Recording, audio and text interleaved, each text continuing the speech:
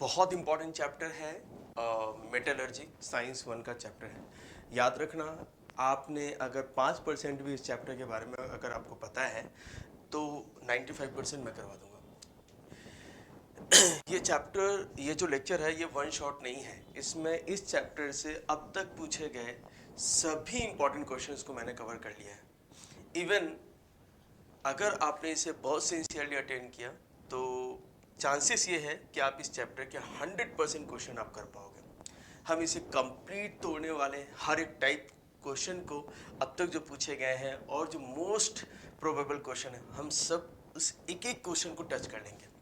ठीक है, तो चलते हैं सबसे पहले एमसीक्यू सेक्शन में। सबसे फर्स्ट आता है, ठीक है, process a layer of molten tin is deposited on metals. कहा जा रहा है, तो एक एक चीज को समझो बेटा।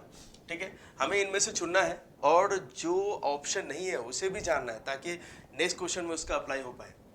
तो सबसे इंपॉर्टेंट ये है कि लेयर चाहिए। लेयर किसका? लेयर बोले तो बेटा कोटिंग। क्लियर? लेयर बोले तो कोटिंग चाहिए। ठीक है, कोटिंग चाहिए। कोटिंग किसका चाहिए बेटा? टीन का, है ना। ये तो डिपिंग मेथड हो गया। आप किसी बाथ टब में टीन को मोल्टेन फॉर्म में ले लीजिए, पिघले हुए फॉर्म में ले लीजिए और उसमें आपके आयरन के ऑब्जेक्ट को डिप कर देना है। जितना डिप करेंगे उसमें टीन की कोटिंग आ जाएंगे। इस प्रोसेस को क्या बोलते हैं? इस प्रोसेस को क्या कहते हैं? टिनिंग। क्या कहते हैं बेटा? टिनिंग। समझ में आया क्या?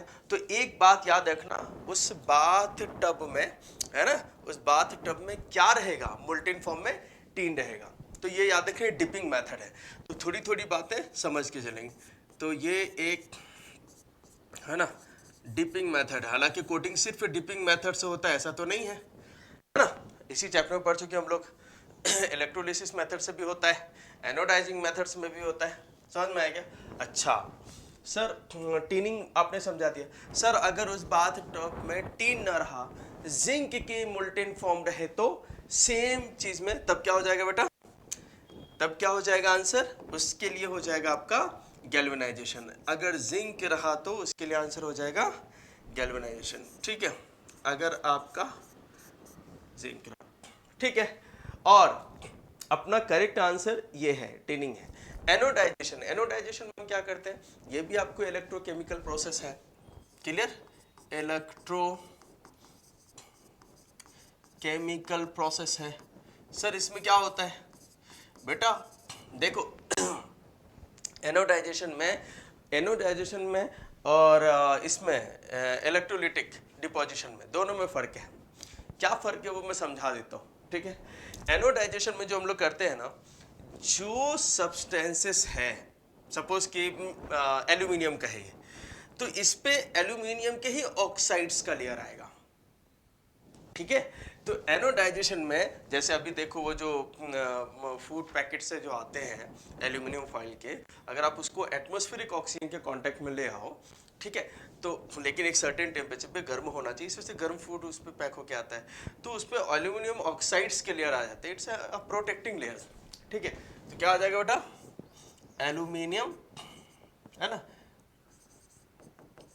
यूजुअली सबसे ज़्यादा एल्यूमिनियम ऑक्साइड्स ही यूज़ किया था, क्योंकि एल्यूमिनियम में एल्यूमिनियम Al2O3 के ही लेयर्स आ जाते हैं। ठीक है, तो ये याद रखना, जब भी एनोडाइजेशन हो तो एनोडाइजेशन में किसका यूज़ किया जाता है बेटा? एल्यूमिनियम का, और उस पर एल्यूमिनियम के ही ऑक्साइड से आते हैं, लेकिन एक सर्टेन टेम्परेचर पे।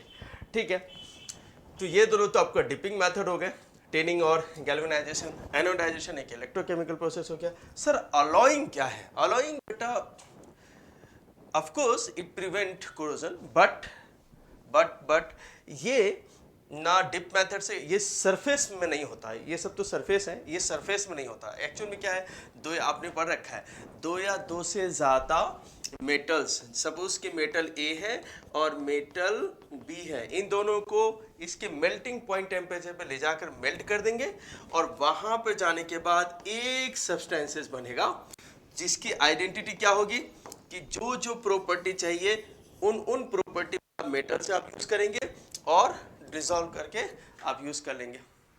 ठीक है बेटा, जैसे मैं एक एग्जांपल दे देता हूँ बेटा, आपने सुना होगा ब्रास। क्या सुना है? ब्रास। तो ब्रास में क्या होता है sir? Copper plus T copper plus zinc, copper plus zinc. Sir bronze में ये सब क्या है बेटा, ये सारे के सारे अलॉय है। ब्रॉन्ज में क्या होता है, कॉपर प्लस टीन है, ठीक है। घर में यूज हो रहे किचन में इतने सारे एसएस हैं, एसएस बोल रहे थे बेटा स्टेनलेस स्टील। उसमें क्या यूज होता है सर, उसमें होता है आयरन, है ना, उसमें आयरन यूज होता है, क्रोमियम यूज होता है, निकल यूज होता है, कार्बन यूज होता है। ये सब वही मैंने कहा, दो या दो से ज्यादा मेटल्स को, है ना, मेल्ट करके आप मिला दीजिए, तो आपको जो प्रॉपर्टी चाहिए वो प्रॉपर्टी उस पर्टिकुलर सब्सटेंसेस में मिल जाए, उस मिक्सचर में मिल जाए। तो ये होमोजीनियस होता है ना, ये सभी सरफेस होते हैं। बात समझ में आया क्या, क्लियर। तो अलॉइंग का भी पर्पस, यहाँ पे क्रोमियम क्या कर रहा है, ये it prevent corrosion, stainless steel में ब्रास हो गया, ये सभी अच्छे अच्छे एग्जाम्पल हैं। यहाँ पे ये जो हमने कहा है, ये स्टेनलेस स्टील, ब्रास, ब्रॉन्ज, ये सभी क्या है, अलॉय है। प्रोसेस क्या कहलाता है, अलॉय। बोलो बात समझ में आई, यस सर। चलो आते हैं नेक्स्ट, आयरन इज, आयरन क्या है, ठीक है। यहाँ मतलब रिएक्टिविटी सीरीज से रिलेटेड क्वेश्चन है। रिएक्टिविटी सीरीज याद आ रहा है बेटा, रिएक्टिविटी सीरीज मैं याद दिला देता हूँ, फिर आप इसको एड्रेस कर पाएंगे। कहाँ से स्टार्ट होता है सर, कैटरीना ने कार मांगा, ऑल्टो, जेन, फेरारी, फिर भी है, क्यों, मिली, सिल्वर ऑडी, ठीक है। अब क्वेश्चन ये है, हमें किसे एड्रेस करना है बेटा, हमें और आपको किसे एड्रेस करना है, आयरन को। तो अपना आयरन किधर है सर, आयरन इधर है, हमें इसे एड्रेस करना है, आयरन को, ठीक है। अब आयरन के कंपेयर में यहाँ पे कौन कौन से एलिमेंट्स दिए हुए बेटा, सर आयरन के कंपेयर में यहाँ पे एलिमेंट्स दिए हुए हैं, जिंक, मतलब इस जगह जिंक दिया हुआ है, क्लियर। आप समझिए इस चीज को, आयरन के कंपेयर में यहाँ पर जिंक दिया हुआ है, जिंक, एल्यूमिनियम, कॉपर। तो हम जिंक से स्टार्ट करते हैं, ये एल्यूमिनियम से स्टार्ट होगा और कहाँ तक आएगा बेटा, कॉपर तक। मतलब अपनी कहानी इतने से रीजन में होना है जिसमें आयरन यहाँ पर है। क्लियर, समझ में आ रहा है, यस सर समझ में आ रहा है, प्लीज अच्छे से समझो, ठीक है। मैंने कहा था शुरू में, अगर ये चैप्टर तुमने नहीं भी पढ़ा है तो भी बहुत कुछ करवा दूंगा, ठीक है बेटा। चलो अब आता है फैक्ट पे। फर्स्ट कह रहा है कि iron is more reactive than zinc, iron is more reactive than zinc, जो कि गलत है, क्योंकि जिंक जो है वो आयरन से ऊपर है। तो zinc is more reactive than iron, not iron is, तो फर्स्ट वाला ऑप्शन नहीं है। Second, more reactive than aluminium, aluminium बहुत ऊपर है भाई आयरन से, क्लियर। तो aluminium is more reactive than iron, not iron is more reactive than aluminium, वो भी नहीं होगा। लेस रिएक्टिव देन कॉपर, फिर आयरन को देखो वो कॉपर से ऊपर है, तो iron is more reactive than copper, ना कि कॉपर जो है वो रिएक्टिव है, क्लियर। अब यहां पे आ रहा है less reactive than aluminium, this is the only option जो कि फिट बैठ रहा है अकॉर्डिंग टू रिएक्टिविटी सीरीज। क्या दिख रहा है कि एल्यूमिनियम बहुत ऊपर है, यही दिख रहा है ना बेटा, एल्यूमिनियम आपका बहुत ऊपर है और यहां पे आयरन है। तो जाहिर सी बात है आयरन के बारे में बात हो रही है कि वो लेस रिएक्टिव है then aluminium, so here is the correct one. समझ में आया क्या बेटा, क्लियर है, समझ में आ रहा है, हाँ। चलो next, come to the okay, is a good conductor of electricity, good conductor. मेरे को बताओ इलेक्ट्रिसिटी का कंडक्टर होने के लिए क्या चाहिए, अगर वो मेटल है तो क्या चाहिए, फ्री इलेक्ट्रॉन, क्या चाहिए बेटा, फ्री इलेक्ट्रॉन। बोलो बात समझ में आई, यस सर। सर अगर वो नॉन मेटल्स या मेटलॉइड से रहे तो, नॉन मेटल या मेटलॉइड से रहे तो, है ना। नॉन मेटल्स में देखो यूं तो इलेक्ट्रिसिटी कंडक्टर आयंस भी करते हैं, है ना, आयंस, लेकिन किस में करते हैं बेटा, इलेक्ट्रोलाइट्स में। कहाँ कर रहे हैं, इलेक्ट्रोलाइट्स में, ये ध्यान में रखना, है ना, जैसे सेल वगैरह जो होता है, सेल बैटरी वगैरह, ठीक है, वहां पर। फिलहाल अब हम इसकी बात करते हैं यहां पे कौन चाहिए होगा सर, यहां पे चाहिए होगा डीलोकलाइज्ड इलेक्ट्रॉन। कौन चाहिए होगा, डीलोकलाइज्ड इलेक्ट्रॉन। अब यहां पे क्वेश्चन कहा जा रहा है is a good conductor of electricity. Electricity का अच्छा कंडक्टर कौन है, चलो देखते हैं। ब्रोमीन, भाई ब्रोमीन एक गैस है ना, डाई एटॉमिक का, ठीक है, तो ये तो गैस है, ये तो आपसे करने से रहा, ये कंडक्शन नहीं करेगा। दूसरा आयोडीन, अगेन एक ही फैमिली के लोग हैं, ठीक है, फिर से ये आपको गैस आ रहा, क्लियर, तो ये आपको कंडक्शन नहीं करेंगे, ठीक है, एकदम एनटीपी पे बात कर रहे हैं, नॉर्मल टेम्परेचर एंड प्रेशर पे बात कर रहे हैं। ग्रेफाइट एक नॉन मेटल है ना, एक नॉन मेटल है, कार्बन के एलोट्रॉप से में पढ़ रखा है आपने, कार्बन का एक एलोट्रॉप है ये, बट इसके पास फ्री इलेक्ट्रॉन्स होते हैं। कुछ याद आया होगा ग्रेफाइट के हेक्सागोनल ज्योमेट्री, कुछ याद आ रहा होगा आपको ग्रेफाइट का हेक्सागोनल ज्योमेट्री, और उस हेक्सागोनल ज्योमेट्री में क्या होता है, एक कार्बन आपको 3 कार्बन से अटैच होता है। कुछ ध्यान में आ रहा है, एक कार्बन आपको 3 कार्बन से अटैच होगा, और यही पॉइंट बहुत इंपॉर्टेंट है। यहां पर आप देख पाएंगे, इधर देखो, एक कार्बन जो है आपका वो 3 कार्बन से अटैच होता है, तो इसका मतलब एक इलेक्ट्रॉन फ्री है। वो फ्री इलेक्ट्रॉन ग्रेफाइट में क्या बनाता है, इलेक्ट्रिकल कंडक्टर, है ना, नॉन मेटल होते हुए भी, है ना, इसके पास एक डीलोकलाइज्ड इलेक्ट्रॉन है। सल्फर, सल्फर बेटा एक नॉन मेटल है ना, नॉन मेटल है, लेकिन ये जो है बेटा ऑक्टा एटॉमिक में होगा, ऐसे 8 पर रखा होगा, है ना, क्राउन इमेज बनाता है, याद है क्या, है ना, क्राउन ज्योमेट्री बनाता है। तो अपना आंसर क्या बेटा, है ना, graphite. Now come to the next, in the Wilflin table method the particles of gang are separated by separation। एक अभी चूंकि हम लोग बेटा मेटलर्जी पढ़ रहे हैं, इसमें टॉपिक्स क्या रहता है, कंसंट्रेशन। फर्स्ट क्या रहता है, जहाँ पर माइनिंग हो रहा है वहाँ पर मिनरल्स निकलने के साथ साथ उस मिनरल्स में क्या है, मेटल्स हैं और अनवांटेड पार्टिकल्स, और जिसको आप गैंग बोलते हो, ठीक है, जो इम्प्योरिटीज़ है सैंड वगैरह में, ठीक है, सैंड पेबल्स वगैरह हो गए, वो इम्प्योरिटीज़ है, तो उसे आप क्या बोलते हैं, है ना, केमिस्ट्री में आप उसे गैंग बोल रहे हैं या फिर मैट्रिक्स। तो सबसे फर्स्ट प्रोसेस क्या होता है उसी साइट पे जहाँ पे माइनिंग हो रहा है, वहाँ पे क्या होता है सर, कॉन्सेंट्रेशन। क्या होता है बेटा वहाँ पे, कॉन्सेंट्रेशन ऑफ ओर, सबसे फर्स्ट टॉपिक, है ना, जहाँ पे ग्राइंडिंग मिल्स वगैरह होते हैं, ठीक है। अब कॉन्सेंट्रेशन ऑफ ओर में बहुत सारे हैं, फ्लोटेशन होता है, आपको मैग्नेटिक सेपरेशन से होते हैं, आपको ये वाइब्रेटिंग टेबल्स यूज़ किए जाते हैं, जो स्लैंटिंग टेबल होता है, तो उसी की बात कर रहे हैं वो। चलो चेक करते हैं। सबसे पहले यहाँ पे कुछ ऐसा आपको एक आपको स्लैंटिंग टेबल मिलता है, ठीक है, इसका नाम क्या बेटा, सर इसका नाम है वाइब्रेटिंग टेबल, है ना। क्यों वाइब्रेटिंग टेबल बोल रहे हैं, क्योंकि ये टू एंड फ्रो मोशन करता है ना, कुछ ऐसे मूव करता रहेगा, क्लियर। यहाँ पर आप क्या करने वाले हो सर, यहाँ पर हम ग्राइंडिंग मिल से जो क्रस्ट ओर है वो डालते हैं। थोड़ा लेक्चर लेंथी होगा क्योंकि आपको मैं पूरे जीरो से पढ़ा रहा हूँ हीरो बनाने के लिए, समझो इधर। तो यहाँ पे क्या हो जाएगा बेटा, ग्राइंड, है ना, जो आपको ग्राइंडेड, ठीक है, पाउडर्ड, ग्राइंडेड बोलो या बेटा पाउडर्ड ओर आप इधर डाल दो। ये पाउडर्ड ओर वगैरह ये जो है ये इस पे आएंगे, है ना। अब इस पे आएगा, अब यहाँ पर से आपको एक फास्ट स्टीम जेट पानी डालना है ना। यहाँ पर से क्या डालना, वाटर स्ट्रीम, क्या डालना है बेटा, वाटर स्ट्रीम, ठीक है। तो क्या होता है इनमें ना छोटे छोटे ऐसे ब्लॉक्स बने होते हैं। ये पूरा टेबल है, सामने से आप इसको ऐसे देख सकते हो, क्लियर। तो ऐसे वाइब्रेट करता रहता है। तो ये जो स्ट्रीम होता है ये गैंग्स और जो इम्प्योरिटीज है उससे फ्लो करके निकाल देगा, ठीक है, ये जो है निकाल देगा, ध्यान में रहे, ठीक है। वो इसे फ्लो करके बाहर निकाल देगा और जो इसमें डिपॉजिट हो जाएगा वो हो जाएगा क्या, ओर्स। क्या हो जाएगा, ओर्स।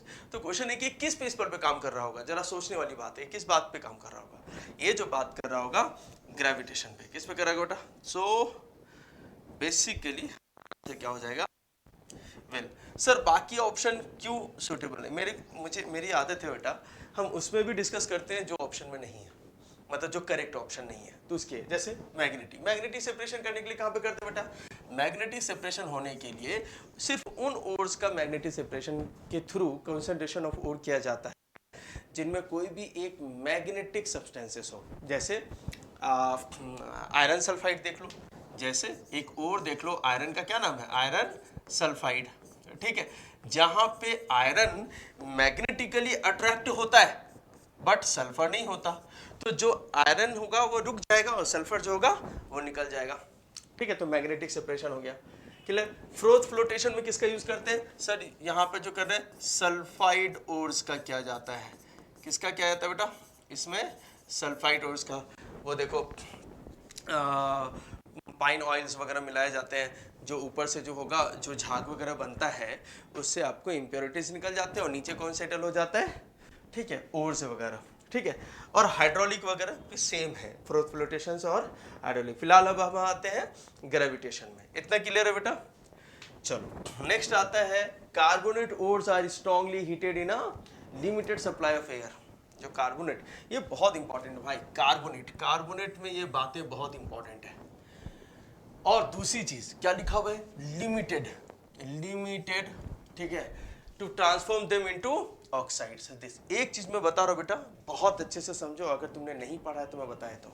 देखो जो भी हमारे पास ओर्स हैं यूजुअली तुम्हारे, अभी देखो हम लोग क्या पढ़ रहे हैं भाई, मेटल रिएक्टिविटी सीरीज में वो मेटल जो बहुत ज्यादा रिएक्टिव है वही आपको कंपाउंड के फॉर्म में मिलते हैं, मतलब वही मिनरल्स फॉर्म में मिलेंगे।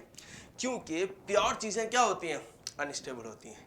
इम्प्योर चीजें क्या होता है, वो स्टेबल होते हैं क्योंकि वो कंपाउंडेड फॉर्म में होते हैं। अब देखो जैसे मैं आपको बताऊं, गोल्ड देख लो, प्लैटिनम देख लो, रिएक्टिविटी सीरीज में है, नीचे है, तो वो तो आपको प्योर फॉर्म में मिल जाता है, तो उसका मेटलर्जी प्रोसेस करने की क्या जरूरत है।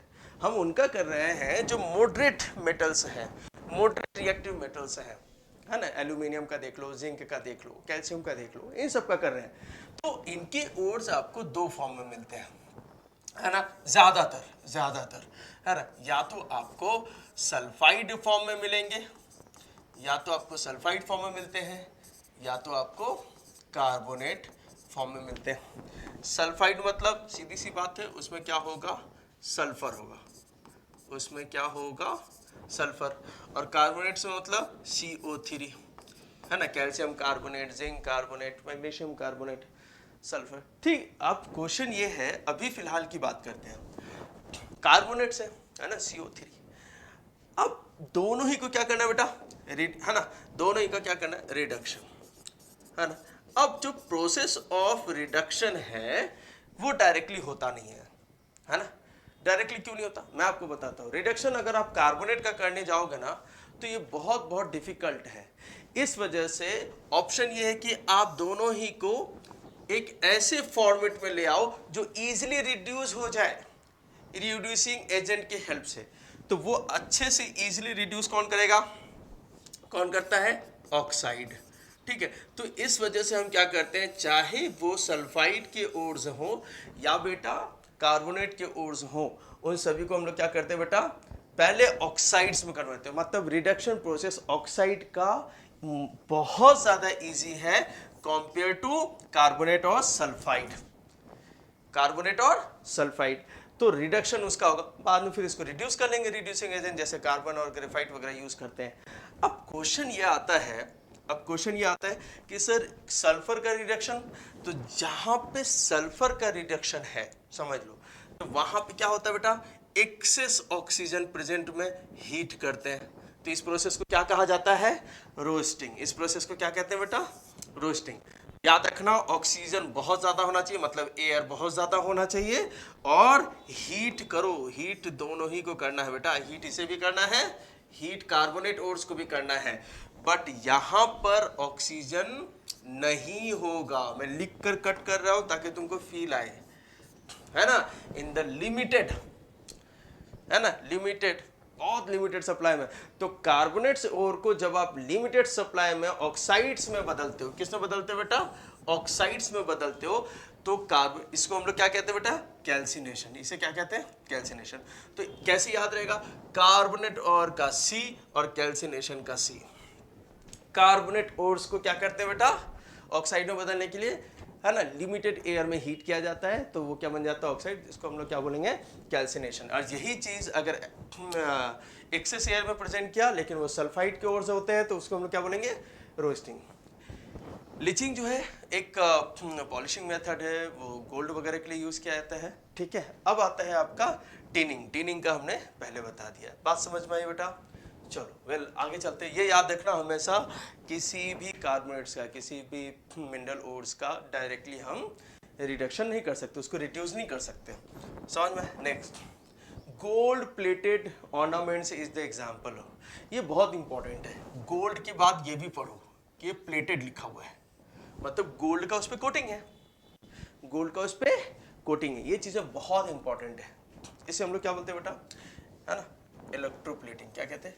इलेक्ट्रोप्लेटिंग। बहुत इंपॉर्टेंट है इलेक्ट्रोप्लेटिंग। क्यों बोलते हैं, है ना? देखो अलॉइंग हमने आपको बता दिया, दो या दो से ज़्यादा मेटल्स को एक स्पेसिफिक प्रॉपर्टीज़, है ना, फिजिकल प्रॉपर्टीज़ को, है ना, ऑब्टेन करने के लिए हम उन सभी मेटल्स को मेल्ट करके मिला देते हैं, होमोजेनियस मिक्सचर बन जाता है। एनोडाइजेशन में हम आपको बता दिए एल्यूमिनियम लेते हैं क्योंकि एल्यूमिनियम पे उसके ही ऑक्साइड्स का लेयर आ जाता है, वही हो गया प्रोटेक्टिंग शील्ड उसका।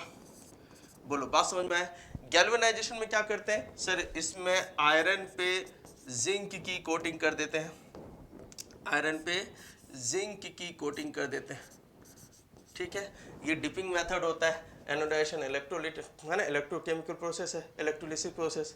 अलॉइंग जो है ये आपका मेल्टिंग प्रोसेस है, मेल्ट करके मिक्स कर देते हैं क्योंकि ये होमोजीनियस बनाता है।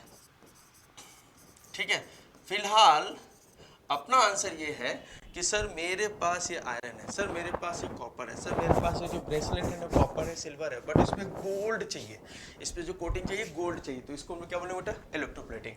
बात याद रखने की क्या है वो मैं बताता हूँ। सर जिस सब्सटेंसेस पे ये कोटिंग हो, जिस पे ये प्लेटिंग हो, उस सब्सटेंसेस को इलेक्ट्रोप्लेटिंग में अभी आप तो कर रहे हो, लेकिन उसमें दो पार्ट होता है, एनोड और एनोड एंड कैथोड। तो क्वेश्चन यहाँ से आ जाते हैं कि मान लीजिए मेरे पास ब्रेसलेट्स हैं कॉपर के और उस पर गोल्ड की कोटिंग चाहिए, समझ में आया क्या? तो उस ब्रेसलेट को आप कहाँ पे रखोगे, एनोड पे कि कैथोड पे? ये बहुत इंपॉर्टेंट है, एनोड पे भी या कैथोड पे। तो कहाँ पे रखेंगे बेटा उसको, बहुत इंपॉर्टेंट है, उसे कैथोड पे रखते हैं, है ना। कैथोड पे रखो, गोल्ड क्या हो जाएगा, गोल्ड कहाँ पे रहेगा बेटा, गोल्ड कहाँ पे रहेगा, एनोड पे। ठीक है, वो जो गोल्ड रहेगा वो एनोड पे रहेगा और कैथोड पे क्या रहेगा, वो ऑर्नामेंट्स। अब वो कुछ भी हो सकता है, वो आपके हैंड ब्रेसलेट्स हो सकते हैं, रिंग हो सकता है। ठीक है, अच्छा एनोडाइजिंग में और इलेक्ट्रोप्लेटिंग में थोड़ा सा डिफरेंस है। क्या डिफरेंस है? एनोडाइजिंग में जो मेटल्स हैं उसके ही ऑक्साइड्स का कवर है, एल्यूमिनियम ऑक्साइड से ही कवर है, लेकिन इलेक्ट्रोप्लेटिंग में क्या है, कुछ और सब्सटेंसेस है उस पर किसी और का कवर है, उस पर किसी और की पॉलिशिंग हो रही है, उसकी उस पर किसी और की कोटिंग हो रही है। ठीक है वो कॉपर का, है वो सिल्वर का, लेकिन कोटिंग किसका हो रहा है, गोल्ड का। कोटिंग किसका हो रहा है बेटा, गोल्ड का। बात समझ में आ रहा है क्या, क्लियर? चलो यस सर। नेक्स्ट आता है बेटा, is used as an anode during the electrolytic reduction of bauxite. Bauxite क्या बेटा, सर एल्यूमिनियम का ओर है, बॉक्साइट Al2O3 डॉट 2H2O, है ना, हाइड्रेटेड है, हाइड्रेटेड है, हीट करोगे एनहाइड्रस हो जाएगा। क्या used as an anode, anode पे क्या यूज करेंगे आप, क्या सल्फर यूज करेंगे, बिल्कुल नहीं, नॉन मेटल है ना बेटा, क्या है ये, नॉन मेटल है। और नॉन मेटल इलेक्ट्रोलाइट्स में अगर कोई यूज होता है तो वो कौन है बेटा, ग्रेफाइट। कौन है बेटा, ग्रेफाइट। ठीक है, कार्बन है, कौन है ये, कार्बन के इलेक्ट्रोड, या तो ये बोलो या तो कार्बन इलेक्ट्रोड्स बोलो। मार्केट में इसको बोला जाता है कार्बन इलेक्ट्रोड्स, मार्केट में इसे कहते हैं कार्बन इलेक्ट्रोड्स। नेक्स्ट आता है प्लैटिनम। प्लैटिनम कर सकते हैं लेकिन भाई साहब ये बहुत एक्सपेंसिव है, बहुत एक्सपेंसिव, पूरा ऑपरेशनल कॉस्ट इतना महंगा हो जाएगा इसके चक्कर में, एक्सपेंसिव है, एक्सट्रीमली एक्सपेंसिव है, कर लेगा ये भी काम। ठीक है, लेकिन बॉक्साइट के इलेक्ट्रोलिटिक प्रोसेस में किसको करते हैं बेटा, हम ग्रेफाइट को या कार्बन इलेक्ट्रोड्स को करते हैं। एल्यूमिनियम तो बेटा एक मेटल्स है, ठीक है, इस पे आप कोटिंग करोगे तो इस पे को आ जाएगा। तो इलेक्ट्रोड्स जो है वो आपको ग्रेफाइट के यूज होते हैं, ये आपने पढ़ा भी रखा है। ठीक है, तो वहाँ पे जो एज एन एनोड यूज होगा वो क्या होगा बेटा। अब मैं तुमको एक चीज़ मैं बता दूँ तुम्हारे इंफॉर्मेशन के लिए, बहुत इंपॉर्टेंट है। जब भी एल्यूमिना ये जो है, जब भी बॉक्साइट का जो आप इलेक्ट्रोलिटिक प्रोसेस करते हो, वहाँ पे एनोड और कैथोड दोनों पे यही यूज़ होता है, कार्बन के ही इलेक्ट्रोड्स यूज होते हैं। बोला मैंने ऐसा कहा कि एनोड और कैथोड पे दोनों ही कार्बन यूज करते हैं, बस एक जगह कार्बन का रॉड यूज किया जाता है एनोड पे, है ना। एनोड पे क्या यूज करते हैं, कार्बन की रॉड, और कैथोड पे लिनिंग, है ना, जो कार्बन की जो थिन शीट होता है ना, उसे यूज किया जाता है कैथोड पे। ठीक है, आगे जाके क्वेश्चन भी है जो आया था 2022 में, वो भी डिस्कस करेंगे। ठीक है, नेक्स्ट आता है ब्रोंज, है ना। जो ब्रॉन्ज है वो क्या है, इज एन अलॉय ऑफ, अभी तो बताया बेटा मैंने, ब्रॉन्ज, है ना। नाम क्या आ रहा है इसमें, एन, ठीक है, साउंड वैसा ही आ रहा है, तो इस पे भी टीन हो जाएगा कॉपर के साथ, तो अपना आंसर क्या हो जाएगा। अभी हमने आपको फर्स्ट वाले एमसीक्यूज में बताया, कॉपर एंड जिंक, ये क्या बनाते हैं बेटा, सर ये तो ब्रास बना रहे हैं, क्या बना रहे हैं बेटा, ब्रास बना रहे हैं। ठीक है, कॉपर एंड आयरन, कोई अभी तक का कोई अच्छा कॉम्बिनेशन, है ना, अलॉय नहीं बना है इससे। ठीक है, आयरन और निकेल ये बनाते हैं, कार की बॉडीज वगैरह जो बनता है ना, उस पर निकेल की कोटिंग डालते हैं।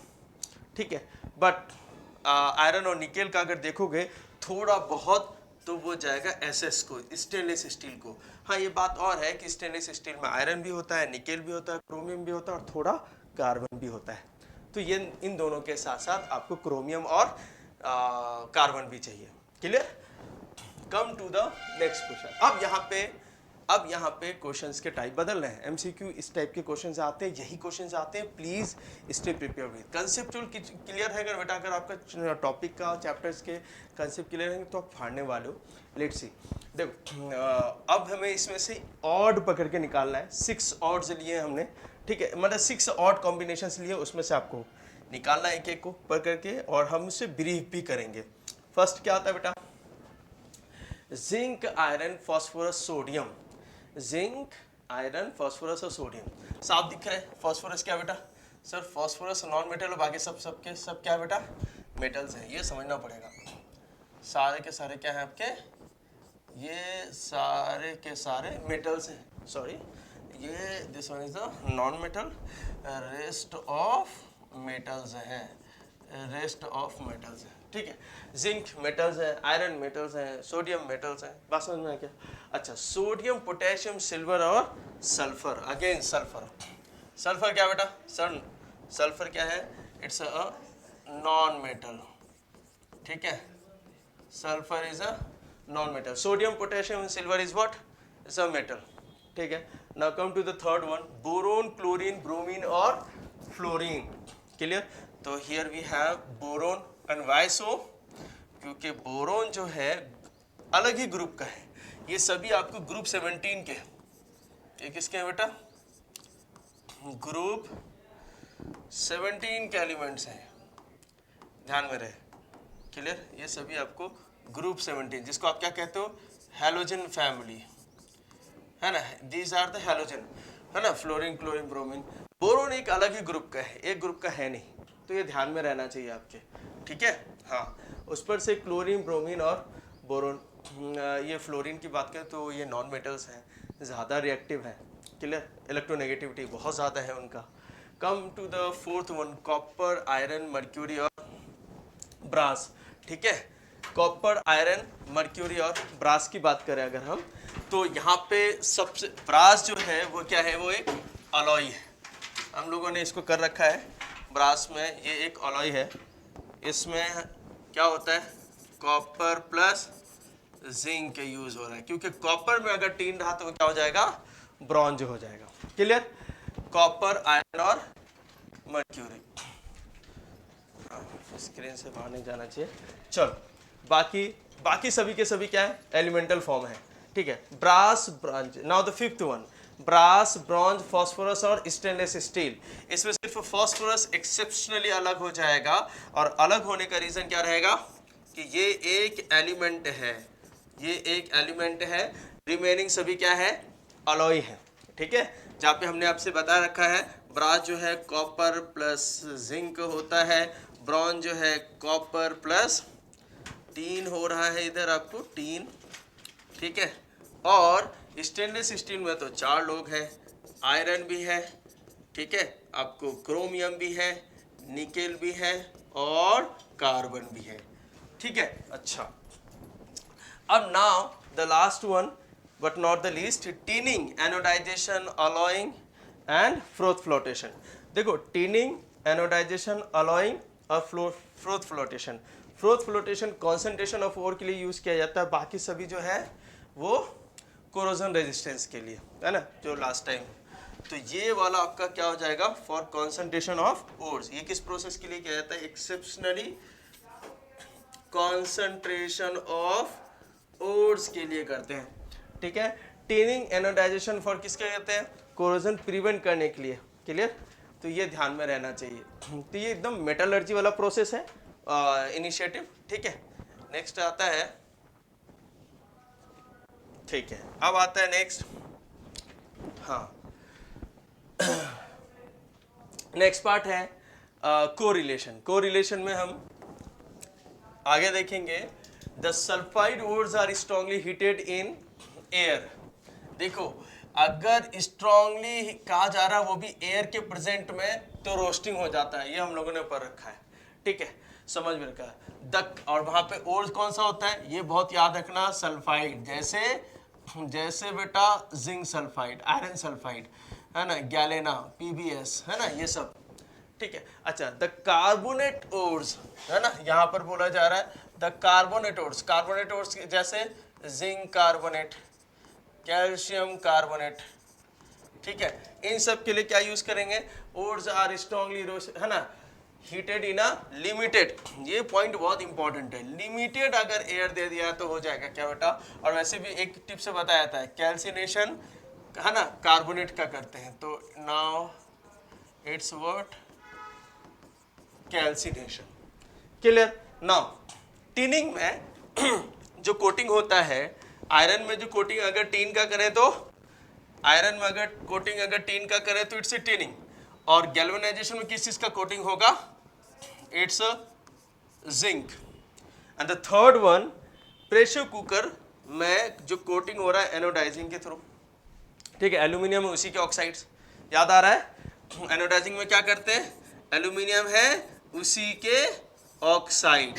लेकिन सिल्वर प्लेटेड स्पून में है ना, पहले से कहा जा रहा है जैसे गोल्ड प्लेटेड, है ना, ऑर्नामेंट्स होते हैं, इसी तरह सिल्वर प्लेटेड स्पून में, तो इसमें क्या यूज करेंगे, इलेक्ट्रो प्लेटिंग, इलेक्ट्रो प्लेटिंग, इसमें इलेक्ट्रो प्लेटिंग यूज करेंगे, क्लियर आ रहा है समझ में।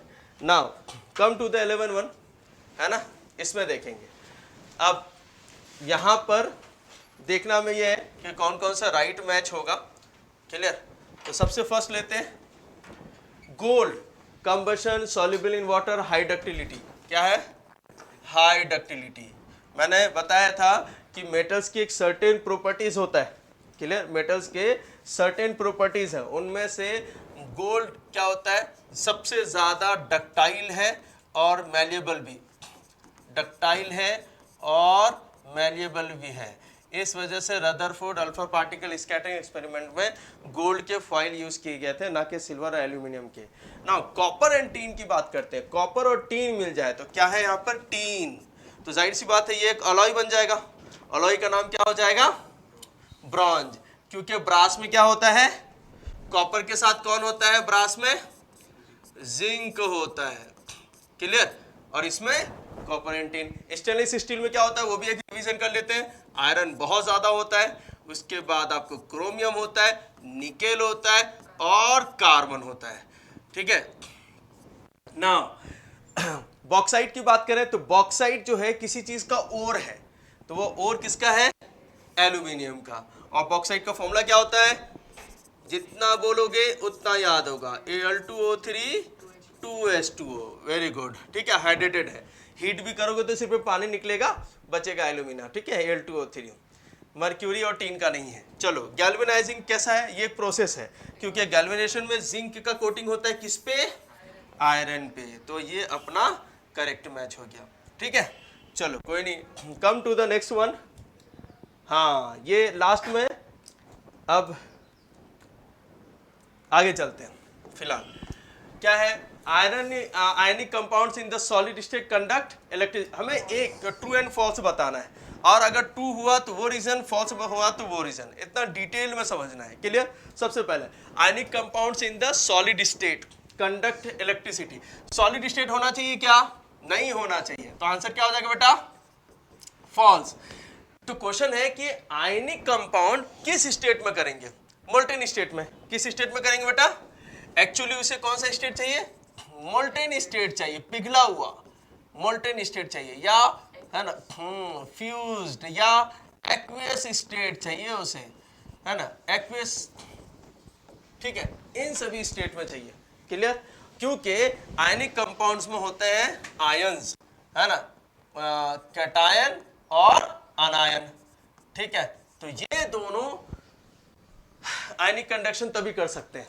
तो आयनिक कंडक्शन होने के लिए उनको, है ना, मोबिलिटी होनी चाहिए उसके अंदर, वो फ्लो कर पाए। सेकेंड वन क्या है?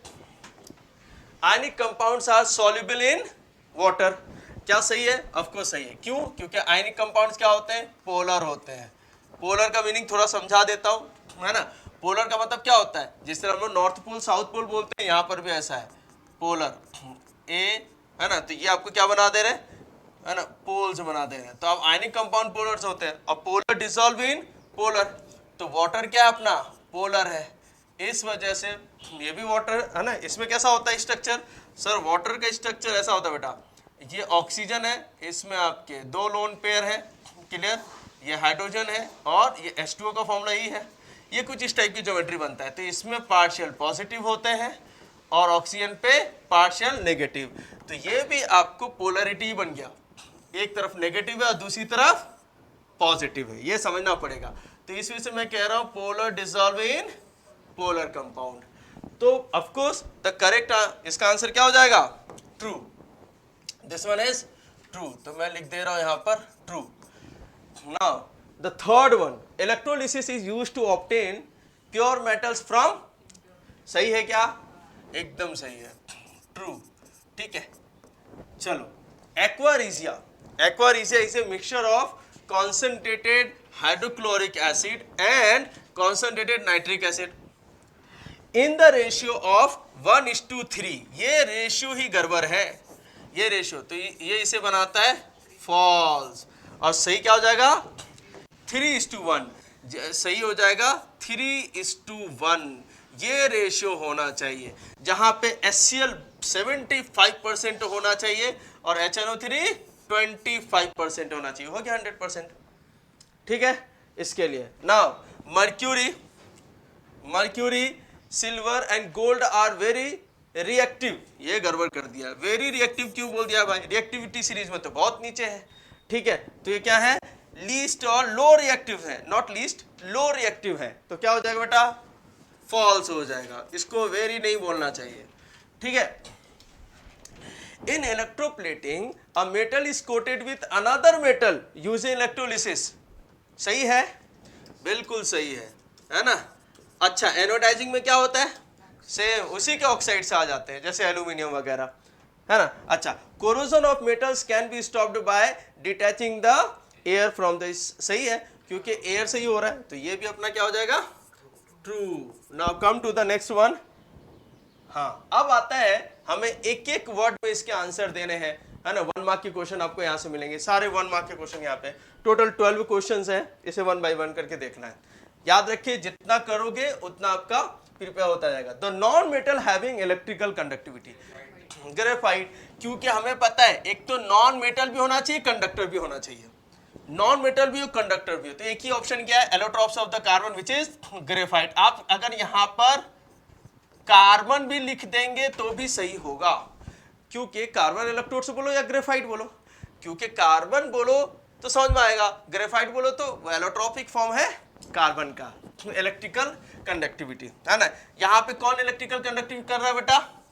डीलोकलाइज्ड इलेक्ट्रॉन, क्योंकि ग्रेफाइट की ज्योमेट्री कैसी है? हेक्सागोनल। एक कार्बन, 3 ही कार्बन से अटैच है, एक कार्बन फ्री है, डीलोकलाइज्ड इलेक्ट्रॉन है। The reagent the dissolves Nobel परिवार। हाँ, वो रिएजेंट जो नोबेल मेटल्स को डिसॉल्व कर ले। नोबेल मेटल्स कौन कौन आते हैं बेटा? पहले तो वो तो सीख लो, गोल्ड आएगा, सिल्वर आएगा, प्लैटिनम्स आएंगे, इन सबको कोई दूसरा सॉल्वेंट डिसॉल्व नहीं कर पाता है। तो इसके लिए स्पेशल ड्रिंक बना रहे हैं जो इसको पी जाए। वो कौन होगा बेटा? एक्वारेजिया। अभी अभी बताया एक्वारेजिया। रेशियो क्या होता है HCl और HNO3 का?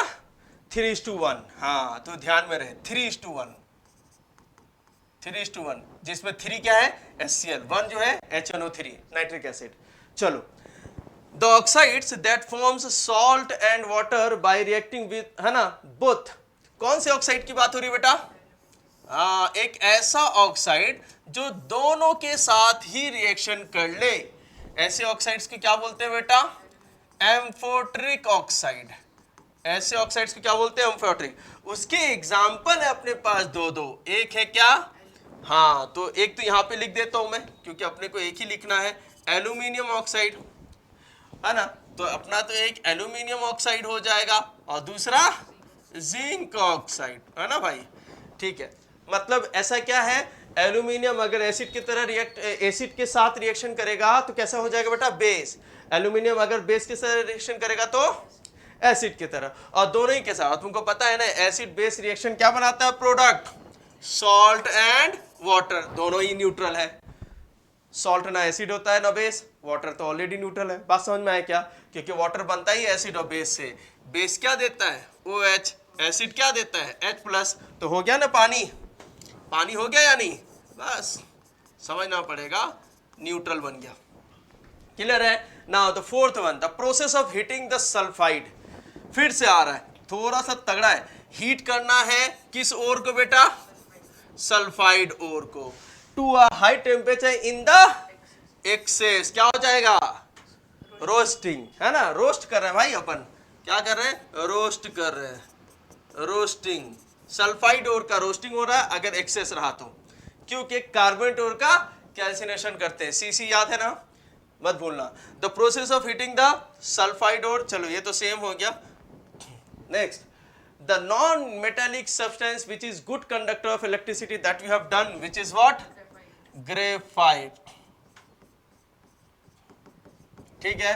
Now the device used for grinding an ore, grinding mill, ठीक है, grinding mill, grinding mill, grinder भी बोलोगे तो भी सही है, डिवाइस पूछा है, ठीक है। अच्छा, compounds which are added to lower the fusion temperature, इसके बारे में बहुत मैंने कहा है, ये स्टार क्वेश्चन है, ये बच्चों को नहीं पता होता है।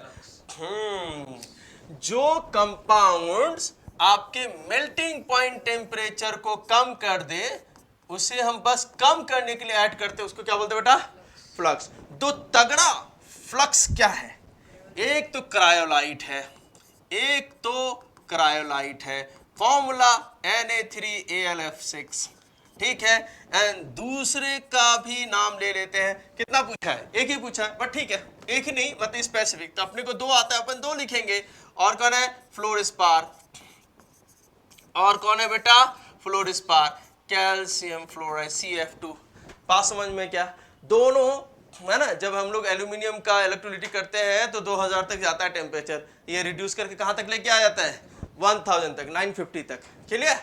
वेल, ये बहुत important. A sound is produced when certain metals is a good are stuck. Name this property. Property पूछा है, मतलब मेटल्स की प्रॉपर्टी होता है। मेटल्स की क्या बेटा? प्रॉपर्टी। ऐसी प्रॉपर्टी जिसमें मेटल आवाज करे, क्या बोलते हैं? सोनोरिटी, है ना, सोनोरिटी।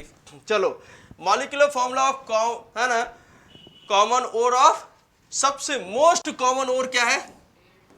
हाँ, ठीक है, बॉक्साइट। कौन सा बेटा? बॉक्साइट। और उसका मॉलिक्यूलर फॉर्मूला पूछा है। देखो, सबसे कॉमन ओर ऑफ एल्यूमिनियम क्या है? बॉक्साइट। लेकिन उसका मॉलिक्यूलर फॉर्मूला बोला है, तो उसका molecular formula Al2O3 dot 2H2O, डाइहाइड्रेटेड है। बात समझ में आई क्या? चलो, alloy of sodium with mercury, क्या बोलते हैं बेटा? Sodium amalgam. सोडियम अमलगम, याद रखना, मर्क्यूरी के अलॉय अमलगम होते हैं। ठीक है, the two metals which can be cut with a, हाँ दोनों ही रिएक्टिविटी सीरीज के टॉप 2 मेटल्स ले लो, कौन कौन से बेटा? सोडियम एंड, बहुत सही, दोनों ही सॉफ्ट है, सोडियम एंड पोटेशियम।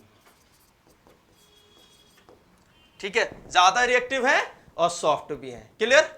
चलो अब आते हैं नेक्स्ट वन। ठीक है, स्क्रीन बस टिल्ट नहीं होना चाहिए, बाकी ठीक है। देखो कैल्शियम, अब आते हैं बेटा रीजन, है ना? Calcium floats in water during the reaction with water. कुछ याद आया? क्या होता है? याद ये आया है आपको कि सर जब हम पानी लेते हैं, ठीक है, तो अगर हमने उसमें पहले से डाल दिया क्या, एक कैल्शियम के, है ना, एक कैल्शियम का छोटा सा, है ना, एक ब्लॉक डाल दिया उसमें, है ना, एकदम थिन ब्लॉक डाल दिया और उसे डाल दिया मैंने कहाँ पे बेटा? पानी में। क्लियर? कैल्शियम बहुत, अगर आप रिएक्टिविटी सीरीज को देखो तो क्या कैल्शियम बहुत ज्यादा एग्रेसिव रिएक्शन देता है? नहीं, कैल्शियम बहुत ज्यादा एग्रेसिव रिएक्शन नहीं देता है, नहीं देता है। तो अब क्या होगा? कैल्शियम स्लोली रिएक्शन करेगा पानी के साथ। रिएक्शन करने के बाद कैल्शियम क्या बनाता है पानी के साथ? कैल्शियम पानी के साथ बनाता है, हाँ, कैल्शियम हाइड्रोक्साइड और hydrogen gas. Hydrogen gas main responsible है इसके लिए। कौन कौन है रिस्पॉन्सिबल? Hydrogen gas. इस चीज को याद रखो। तो ये जो बनने वाला हाइड्रोजन गैस है, वो हाइड्रोजन गैस इजीली स्केप होता नहीं है, स्लोली बन रहा है, तो वो कहां पे होगा? इसकी पूरी बॉडी पे चिपकता जाएगा। क्या होगा? कैल्शियम के इस ब्लॉक पे, ये जो मेटल का जो है ना एलिमेंटल पार्ट है, इस पे चिपकता जाएगा। अब तुमको बताओ, ये बिल्कुल वैसा हो गया ना, बलून के अंदर एयर या बलून के बाहर एयर है, लेकिन है तो उसके साथ ना। तो बात समझ में आई क्या? तो क्या होगा बेटा? डेंसिटी कम होगा कि ज्यादा होगा? गैस की डेंसिटी क्या होता है? कम। तो overall density of calcium block क्या कर देगा? कम कर देगा। डेंसिटी ऑफ कैल्शियम ब्लॉक कम कर देगा, मतलब फ्लोट करने लगेगा। और दूसरा, गैस पे बाइंड फोर्स ज्यादा लगता है, तो इस पे बाइंड फोर्स क्या हो जाएगा? अपथ्रस्ट। हाँ, बाइंड फोर्स जो होगा वो इंक्रीज कर जाएगा। ऊपर आने के बाद अगर तुमने इसके पूरे बबल्स को निकाल दिया, हाइड्रोजन गैस को निकाल दिया, वापस ही डूब जाएगा। तो सभी चीज के लिए रिस्पॉन्सिबल कौन है? H2। यही चीज आप तुम बोलो, मैं तुम लोग को एक छोटा सा टिप्स देता हूं। कैल्शियम के अलावा बेटा कैल्शियम के ऊपर के एलिमेंट डालो, सोडियम पोटेशियम। इतना विगरस, इतना एग्रेसिव रिएक्शन देता है, बूम, पानी के साथ रिएक्शन। मतलब हाइड्रोजन को टाइम ही नहीं मिलता। हाइड्रोजन बहुत अच्छा कंबस्टेबल गैस है भाई, बात समझ में आया क्या? तो यहां पे इतना स्लोली प्रोड्यूस ही नहीं होता, वो बहुत फास्ट रिएक्शन है देता है कैल्शियम और पोटेशियम वगैरह, ये पोटेशियम और सोडियम वगैरह, तो उनको समय ही नहीं मिल जाता। वो वहीं पे विगरस और बहुत एग्रेसिव रिएक्शन देता है। अब जो मैंने बताया उसका यहाँ पे फ्रेम देख लो, कह रहा है calcium reacts with water less, क्योंकि मोर विगरसली कौन करता है? Sodium and potassium. Hence the heat evolved is not, जो हीट बन रहा है वो सफिशिएंट नहीं है हाइड्रोजन को जलाने के लिए। इसलिए instead calcium floats in water because the bubbles of hydrogen gets formed stick, है ना, stick to the surface of the metal block. बात समझ में आया क्या? ठीक है। Next, generally the ionic compounds have high melting point. Usually जो आयनिक कंपाउंड होते हैं उसके मेल्टिंग पॉइंट्स, यहाँ पे 3 से 4 बातें बहुत इंपॉर्टेंट है। क्या बताया था बेटा? आयनिक कंपाउंड किस में बनता है? कैटायन और अनायन। कैटायन और अनायन के बीच में कौन सा फोर्स होता है? हाँ, इलेक्ट्रोस्टैटिक फोर्स ऑफ अट्रैक्शन। कौन सा फोर्स होता है? इलेक्ट्रो अट्रैक्टिव फोर्स ऑफ, है ना, electrostatic force of attraction, not repulsion. अगर, है ना, अनायन कैटायन अपोजिट रहा तो फोर्स ऑफ अट्रैक्शन। ठीक है, लेकिन चलो एक बात तो है, अब ये अट्रैक्शन फोर्स क्या बनाएगा? स्ट्रॉन्ग बॉन्ड बनाएगा। क्या बनाएगा बेटा? Strong bond. अब बॉन्ड लेंथ भी कम होगा और छोटी चीजों को तोड़ना मुश्किल। एक बात, ठीक है। दूसरा मैंने क्या बताया इसके लिए? मैंने एक एग्जांपल दिया था कल, है ना। क्या एग्जांपल था? कि melting point of ionic compound एक ले लिया, NaCl। NaCl क्या है? Ionic compound. बहुत बहुत ज्यादा है melting point of non ionic compound which is sugar, C12 H22O11। कितना है सर? शुगर का होता है ऑलमोस्ट 185 डिग्री सेल्सियस, इसका होता है 800 डिग्री सेल्सियस। इतना बड़ा गैप। हाँ, इस ये नॉन आयनिक कंपाउंड है, ये आयनिक कंपाउंड है। क्यों? क्योंकि इसमें आयनिक फोर्स ऑफ अट्रैक्शन है, इलेक्ट्रोस्टैटिक फोर्स ऑफ अट्रैक्शन है। ठीक है। और दूसरा एक टिप से मैंने क्या दिया था, जितना ज्यादा चार्ज उतना ज्यादा मेल्टिंग पॉइंट। कहने का मतलब मैंने क्या बताया था बेटा, कि मेल्टिंग पॉइंट ऑफ NaCl है ना, less than that of melting point of magnesium oxide. क्योंकि जब आप इसे तोड़ेंगे, समझ के लो बेटा, जब आप इसे, है ना, जब आप इसे तोड़ेंगे तो क्या बनेगा, Na+Cl-, और इसे तोड़ेंगे तो क्या बनेगा बेटा, Mg2+ और ऑक्सीजन 2-। बताओ किसके पास चार्ज का डोमिनेंसी है? इन दोनों के पास 2+2- है, इन दोनों के पास 1-1+ है। तो जिसके पास ज्यादा चार्ज उसके पास ज्यादा, अरे ठीक है, जाओ तोड़ के आओ। हाँ, उसके है ना, मैग्नीशियम ऑक्साइड, जिसके पास ज्यादा चार्ज उसके पास ज्यादा फोर्स ऑफ अट्रैक्शन। और मैंने इसके बारे में बताया था, इसका melting point temperature 2800 degree Celsius के आसपास है, जबकि इसका लिख दिया बेटा 800। तो दो बातें याद रखना, आयनिक कंपाउंड का मेल्टिंग पॉइंट ज्यादा होता है compare to non ionic compound, एक बात। और उसमें भी आयनिक कंपाउंड में उसका ज्यादा होगा जिसका चार्ज ज्यादा होगा। बात समझ में है क्या? अब जो मैंने बताया वही यहाँ पे लिखा हुआ है ना, बस ये समझो क्या लिखा हुआ है। The ionic compounds exist in solid state and are hard due to strong static force of attraction between opposite बोले तो बेटा कैटायन और आनायन के बीच में charge ion.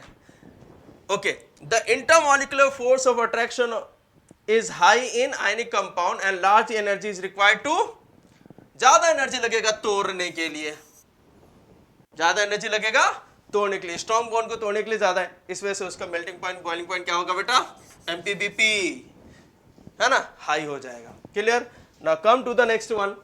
When zinc granules are added to copper sulphate solution, the blue colour solution turn colourless. सबसे पहले reaction क्या है बेटा, जिंक किस में डालना है बेटा, ब्लू कलर का copper sulphate. Copper sulphate blue colour का है बेटा, हाइड्रेटेड होता है ना, पेंटाहाइड्रेट बोलते हैं इसको। कॉपर सल्फेट मतलब बोले तो 5H2O, पेंटाहाइड्रेटेड होते हैं। ठीक है, अब रिएक्टिविटी सीरीज में इन दोनों की जंग होगी। जंग में कौन जीतेगा, जिंक या कॉपर?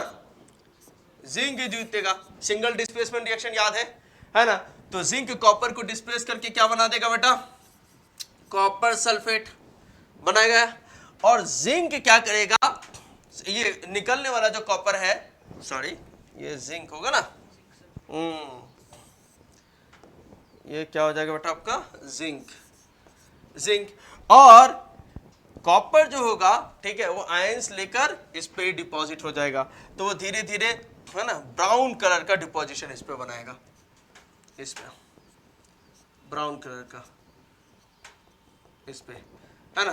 तो ये जो डिपॉजिशन और जो सॉल्यूशन है, ये वाला, इसका क्या कलर है बेटा, ब्लू कलर। इसका क्या कलर है, ब्लू। और इधर क्या हो जाएगा, कलरलेस। इधर क्या हो जाएगा, कलरलेस। उस कलरलेस सॉल्यूशन में ये आपको थोड़ा ब्राउन कलर का दिखेगा। बोलो बात समझ में आया? कलरलेस सॉल्यूशन में पानी में कोई आयरन देख लो, है ना, उस तरह से दिखेगा। तो वही चीज है यहाँ पर भी। तो अभी हमें देखना पड़ेगा डिटेल में क्या लिखा हुआ है। जिंक इज मोर, चलो ये तो फर्स्ट वाला हो गया, more reactive than copper. When zinc granules are added to copper sulfate solution, which is blue in color, they displaces the copper from copper sulfate solution to form a zinc sulfate solution that we have seen. Okay, as zinc sulfate is, हमने इसको बताया है, ये colourless है, ठीक है। The blue color solution of copper sulfate disappear. Same case होगा अगर आप जिंक को रिप्लेस कर दो, ऐसा क्वेश्चन आ चुका है। मतलब रिएक्टिविटी सीरीज के ऊपर का क्वेश्चन है, ये सब रिएक्टिविटी सीरीज का है। नहीं समझ में आ रहा है क्या? कॉपर के ऊपर का मेटल दिया है दोनों, जिंक भी और आयरन भी। जल्दी बताओ रिएक्शन क्या होगा? सर आयरन को रिएक्शन करवाना है ब्लू कलर से, ब्लू कलर से कितना होता है बेटा? पेंटाहाइड्रेट, है ना। अब वापस से क्या होगा? कौन ज्यादा रिएक्टिव है? आयरन, है ना। इस देगा क्या बना देगा? FeSO4, और इस पे कोटिंग ब्राउन कलर का आ जाएगा, ठीक है। और जो सॉल्यूशन होगा वो क्या हो जाएगा बेटा? ब्लू से, हाँ ये वाला जो पार्ट है आपका वो है आपका ब्लू, लाइट ब्लू कलर का होता है, और ये वाला जो पार्ट हो जाएगा वो आपको कलरलेस। फर्क बस इतना है पहले के क्वेश्चन अब के क्वेश्चन में कि वहां पे जिंक था, यहाँ पे आयरन है, खत्म, सेम चीज, ठीक है, सारी चीजें। Next, lemon and tamarind is used to cleaning copper vessels turned. सबसे पहले तो ये जानना है कि भाई कॉपर अपना ग्रीन कलर का क्यों हो रहा है, ये जानना है ना। अगर आपने कॉपर को खुले में रख दिया, किसके किसके कांटेक्ट में आएगा? ऑक्सीजन के कांटेक्ट में आएगा, वाटर बोले तो मॉइस्चर के कांटेक्ट में आएगा, और तीसरा कार्बन डाइऑक्साइड के कांटेक्ट में आएगा। बात समझ में आया क्या? ये तीनों ही मिलकर कॉपर के ऊपर एक कोटिंग बनाएगा, कॉपर कार्बोनेट, कॉपर हाइड्रोक्साइड। बात समझ में आया क्या? ये बनाएगा, इसको हम लोग क्या बोलते हैं बेटा? पैटिना। क्या बोलते हैं? पैटिना। ये यही है वो ग्रीन कलर, यही वो ग्रीन कलर है, ठीक है, यही वो ग्रीन कलर है। वो जो मैंने बोला ना यहां पर ये जो ग्रीनिश है वो यही है, ग्रीनिश कलर। जो बात जानने की है वो अब जानो। सबसे पहले इसका नेचर जानना पड़ेगा। ये कैसा है बेटा? अल्कलाइन नेचर का। अल्कलाइन मतलब बेसिक नेचर का है। अब तुमको आंसर मिल जाएगा। अपना लेमन और टैमरिंड में क्या है? Acid, citric acid. ये क्या बेटा? एसिड। अब तुम लोग केमिस्ट्री का यूज करने वाले हो। जब एसिड और बेस मिलेंगे तो क्या होगा? न्यूट्रल, वो हट जाएगा। बात समझ में आया क्या? तो रिएक्शन क्या हो जाएगा? Neutralisation reaction. बोलो बात समझ में आया? अगर इस कंसेप्ट को समझ लिए तो बताओ क्लियर है कि नहीं? ठीक है, एक मिनट रुक जाओ। चलो क्लियर है कि नहीं? समझ में आ रहा है? अब हम लोग पढ़ते हैं बेटा। क्लियर?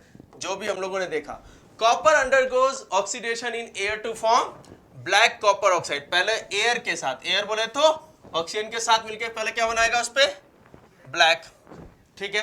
हालांकि ब्लैक कलर का ऑक्साइड्स सिर्फ किस पे बनता है? सिल्वर पे। सिल्वर पे देखो ब्लैक कोटिंग आता है, कॉपर पे ग्रीन आता है, ठीक है। लेकिन इतना ही नहीं, कॉपर ऑक्साइड, अब तो ये कॉपर ऑक्साइड बन गया। कॉपर ऑक्साइड फिर स्लोली रिएक्शन करेगा, तब बनेगा उस पे ग्रीन कलर का। वो मैंने आपको बता दिया।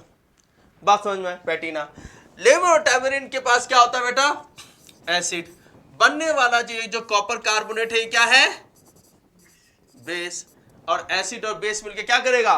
The acid dissolves green coating of basic copper carbonate present on the surface of tarnished copper utensil and make it shiny again. Clear आया समझ में? बहुत important. Next, anodes need to be replaced from time to time during the electrolysis of alumina। ठीक है, anodes को बार बार time to time बदलते रहना पड़ता है। क्यों बदलते रहना पड़ता है? कहानी देखते हैं, है ना। क्या लिखा हुआ बेटा? इलेक्ट्रोलिसिस। इसमें कौन लोग होते हैं? इलेक्ट्रोड्स होते हैं। कौन कौन से? Anode and cathode. Anode and cathode. कहानी अच्छे से सुनो। कैथोड पे क्या होता है बेटा? रिडक्शन। क्या होता है? रिडक्शन। रिडक्शन यहाँ पे चूंकि साफ कहा जा रहा है कि एल्यूमिना का हो रहा है, तो रिडक्शन किसका होगा? एल्यूमिनियम का। बट अपना सब्जेक्ट ये है नहीं इस वक्त इस क्वेश्चन में। अपना जो मेन है वो क्या है बेटा? एनोड। एनोड को लेके डिस्कस करते हैं। तुमको यहां से क्वेश्चन आ जाएगा बेटा, एनोड में क्या होता है बेटा? ऑक्सीडेशन। और एल्यूमिना के ऑक्सीडेशन में एनोड पे क्या होता है? आपके ऑक्सीजन आयंस ऑक्सीडाइज जो होते हैं, ऑक्सीजन मॉलिक्यूल बनता है, 4 इलेक्ट्रॉन फ्री होगा। बोलो बात समझ में आई? सर यही गड़बड़ है, ये जो 4 इलेक्ट्रॉन है, ये जो ऑक्सीजन जो बन रहा है ना, ये जो ऑक्सीजन बन रहा है, अच्छा एनोड जो है, फिर से मैं बता रहा हूं बहुत अच्छे से समझना, अपना जो है एल्यूमिना के प्रोसेस में जो एनोड है वो किसका बना हुआ बेटा? कार्बन का। हालांकि दोनों ही किसका बना होता है? कार्बन, है ना, लेनिंग्स। और ये किसका बना होता है? Carbon rod. ये किसका बना होता है बेटा? अब मेरे को बताओ, ये कार्बन रॉड जहां पे कौन बन रहा है? जहां पर ये ऑक्सीजन बन रहा है, एनोड है ना, एनोड पे हो रहा है ऑक्सीडेशन। अब वहां पे क्या बन रहा है बेटा? ऑक्सीजन। जब ये कार्बन ऑक्सीजन से रिएक्शन करेगा तो क्या बनाएगा? Carbon dioxide. क्या बनाएगा?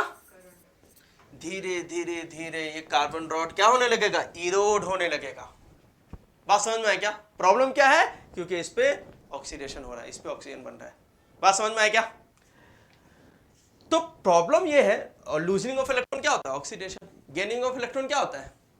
रिडक्शन। वो तो हम लोगों ने यहाँ बता दिया, एल्यूमिनियम का जो होता है वो वही हो रहा है। ठीक है, यहाँ पे एल्यूमिनियम ऐसा होता है Al3+, है ना। अब उसको तीन इलेक्ट्रॉन दे दो तो क्या बनेगा? Al। तो यहाँ पे गेन ऑफ इलेक्ट्रॉन हो रहा है, मतलब रिडक्शन। भाई साहब, ये जो कार्बन डाइऑक्साइड बन रहा है, यही बनने वाला कार्बन डाइऑक्साइड जो कि उसी के इलेक्ट्रोड पे ऑक्सीजन जो बन रहा है, जो इवॉल्व हो रहा है, वो इस कार्बन को, रॉड को खत्म कर देगा।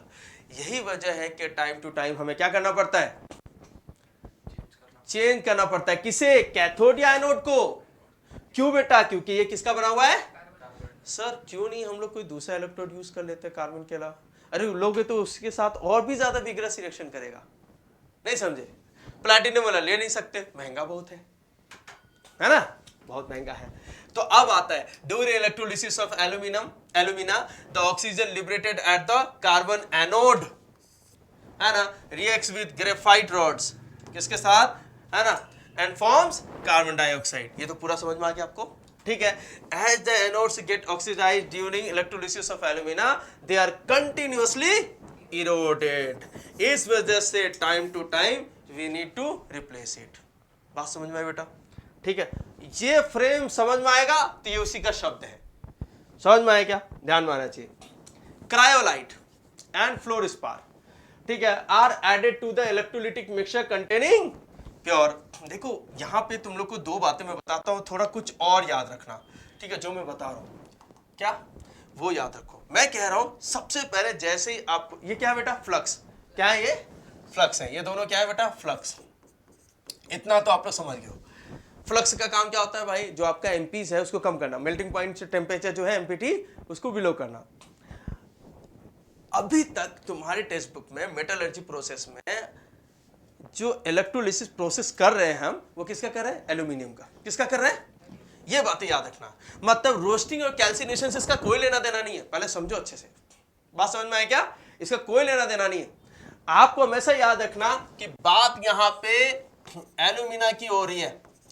अब ये भाई साहब मेल्ट होते हैं बहुत ज्यादा टेम्परेचर पे, है ना, 2050, almost 2050 degree Celsius.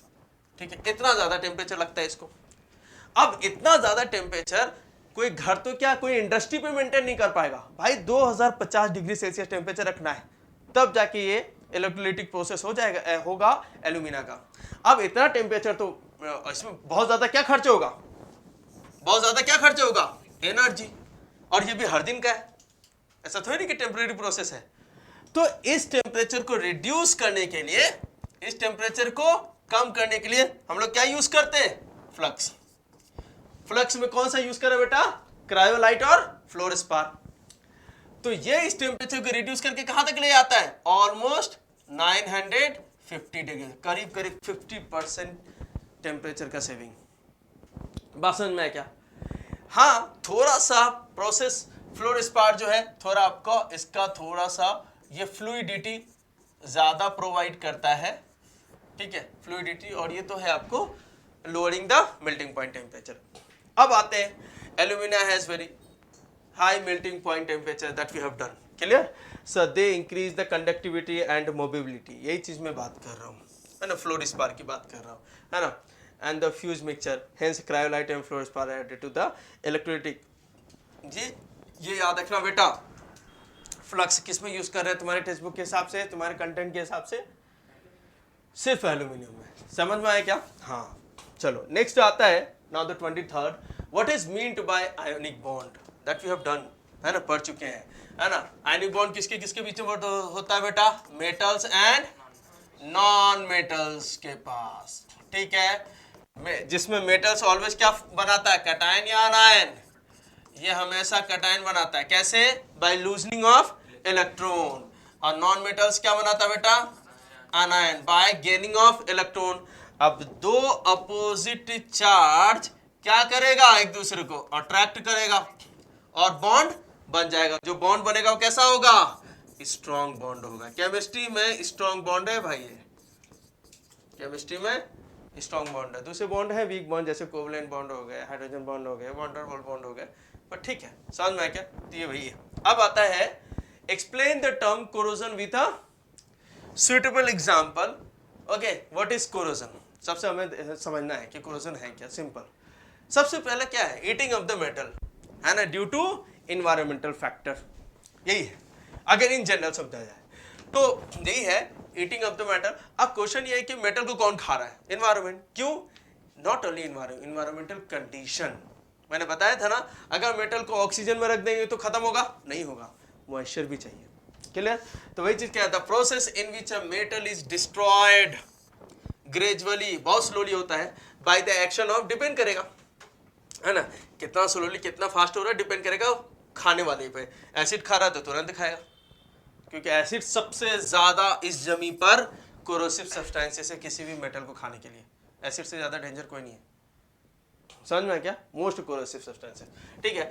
Action of air, moisture और क्या, अगर तुम केमिस्ट्री में बहुत डिटेल में जाओगे ना कि सर ये एयर, ये मॉइस्चर, ये सब भी एसिड ही बनाता है, ये सब भी, तुमको दिखाता हूं, ये देख लो बेटा मॉइस्चर, ये देख लो बेटा एयर, क्या बना दिया, कार्बनिक एसिड H2CO3। एक बात लॉजिकली समझा जाए ना तो मेटल को खाने वाला कौन है, एसिड ही है। हाँ, बस एटमॉस्फेयर के हवाले कर दो तो एटमॉस्फेयर क्या करेगा, पहले एसिड बनाएगा फिर मेटल को खाएगा, और अगर डायरेक्ट एसिड दे दो, mineral acid HCl, HNO3, H2SO4, तो तुरंत खाएगा, खा रहा है एसिड ही। बात समझ में क्या, यहाँ पे एसिड का सप्लायर कौन है, इन्वायरमेंटल के जो कंटेंट है।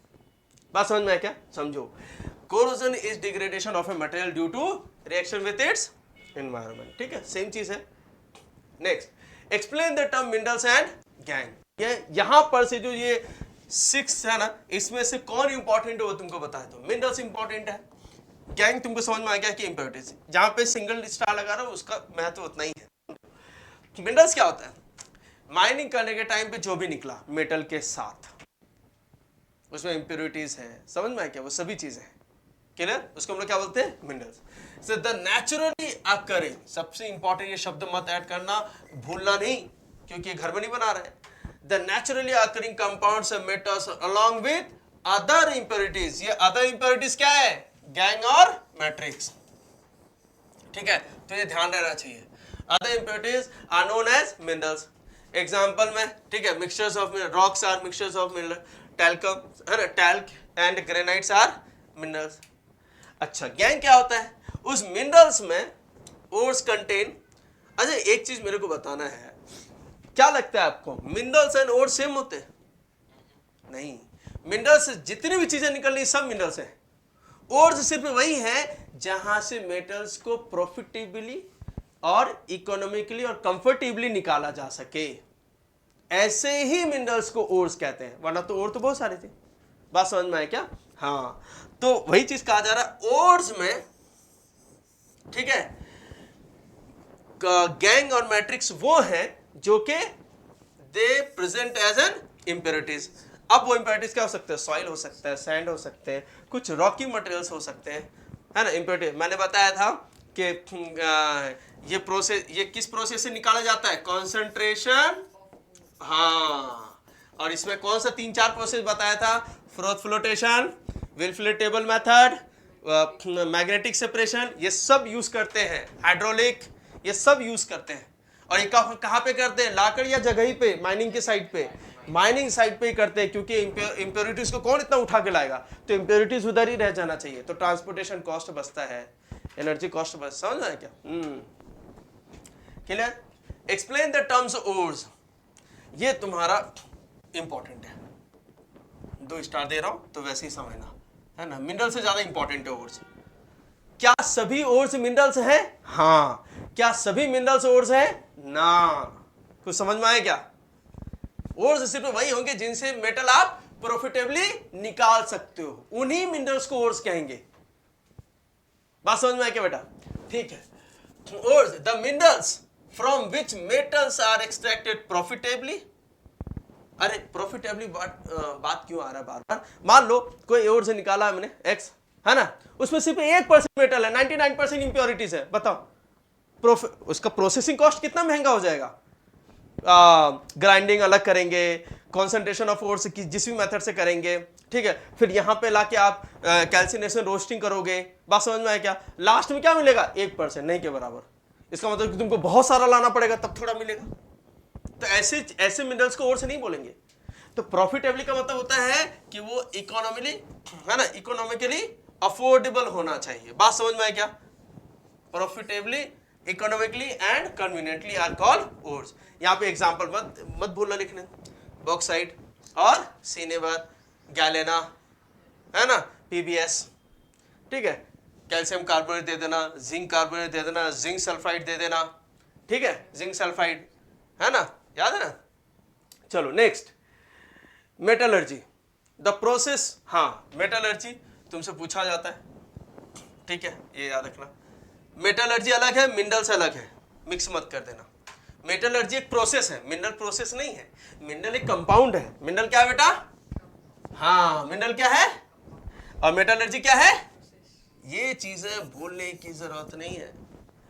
The process of extraction of metals in the pure form from their respective ores and then their further purification by different methods of purification is called।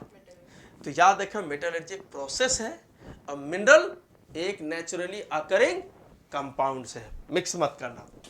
Now explain the concentration of ores and roasting. Clear? Concentration of ores, ठीक है, ये तुमसे कोई पूछेगा नहीं क्योंकि इसके trending कम रहते हैं, है ना, बहुत कम रहते हैं। बट इसमें अगर कोई पूछेगा ना, ये पूछ सकता है सबसे ज्यादा इंपॉर्टेंट, अभी बता देता हूँ मेरे को, है ना, सबसे ज्यादा अगर कुछ पूछेगा ना बेटा, याद रखना, froth flotation, one of the concentration method, froth flotation, ये पूछते हैं। टेंशन मत लो, अभी आगे वाले क्वेश्चन में हम पूरा पोस्टमार्टम करने वाले हैं, वो भी, है ना, froth flotation and roasting. Roasting को तो हम लोगों ने एमसीक्यू में इतना पोस्टमार्टम कर लिया है, अब चीजें क्लियर हो रही होंगी, ठीक है। Concentrate the process of separating gang, है ना, फ्रॉम द, याद रखना, किसी भी ओर से गैंग को सेपरेट करने का जो पहला स्टेप है यूजिंग ग्राइंडिंग मिल, है ना, is called concentration of ores.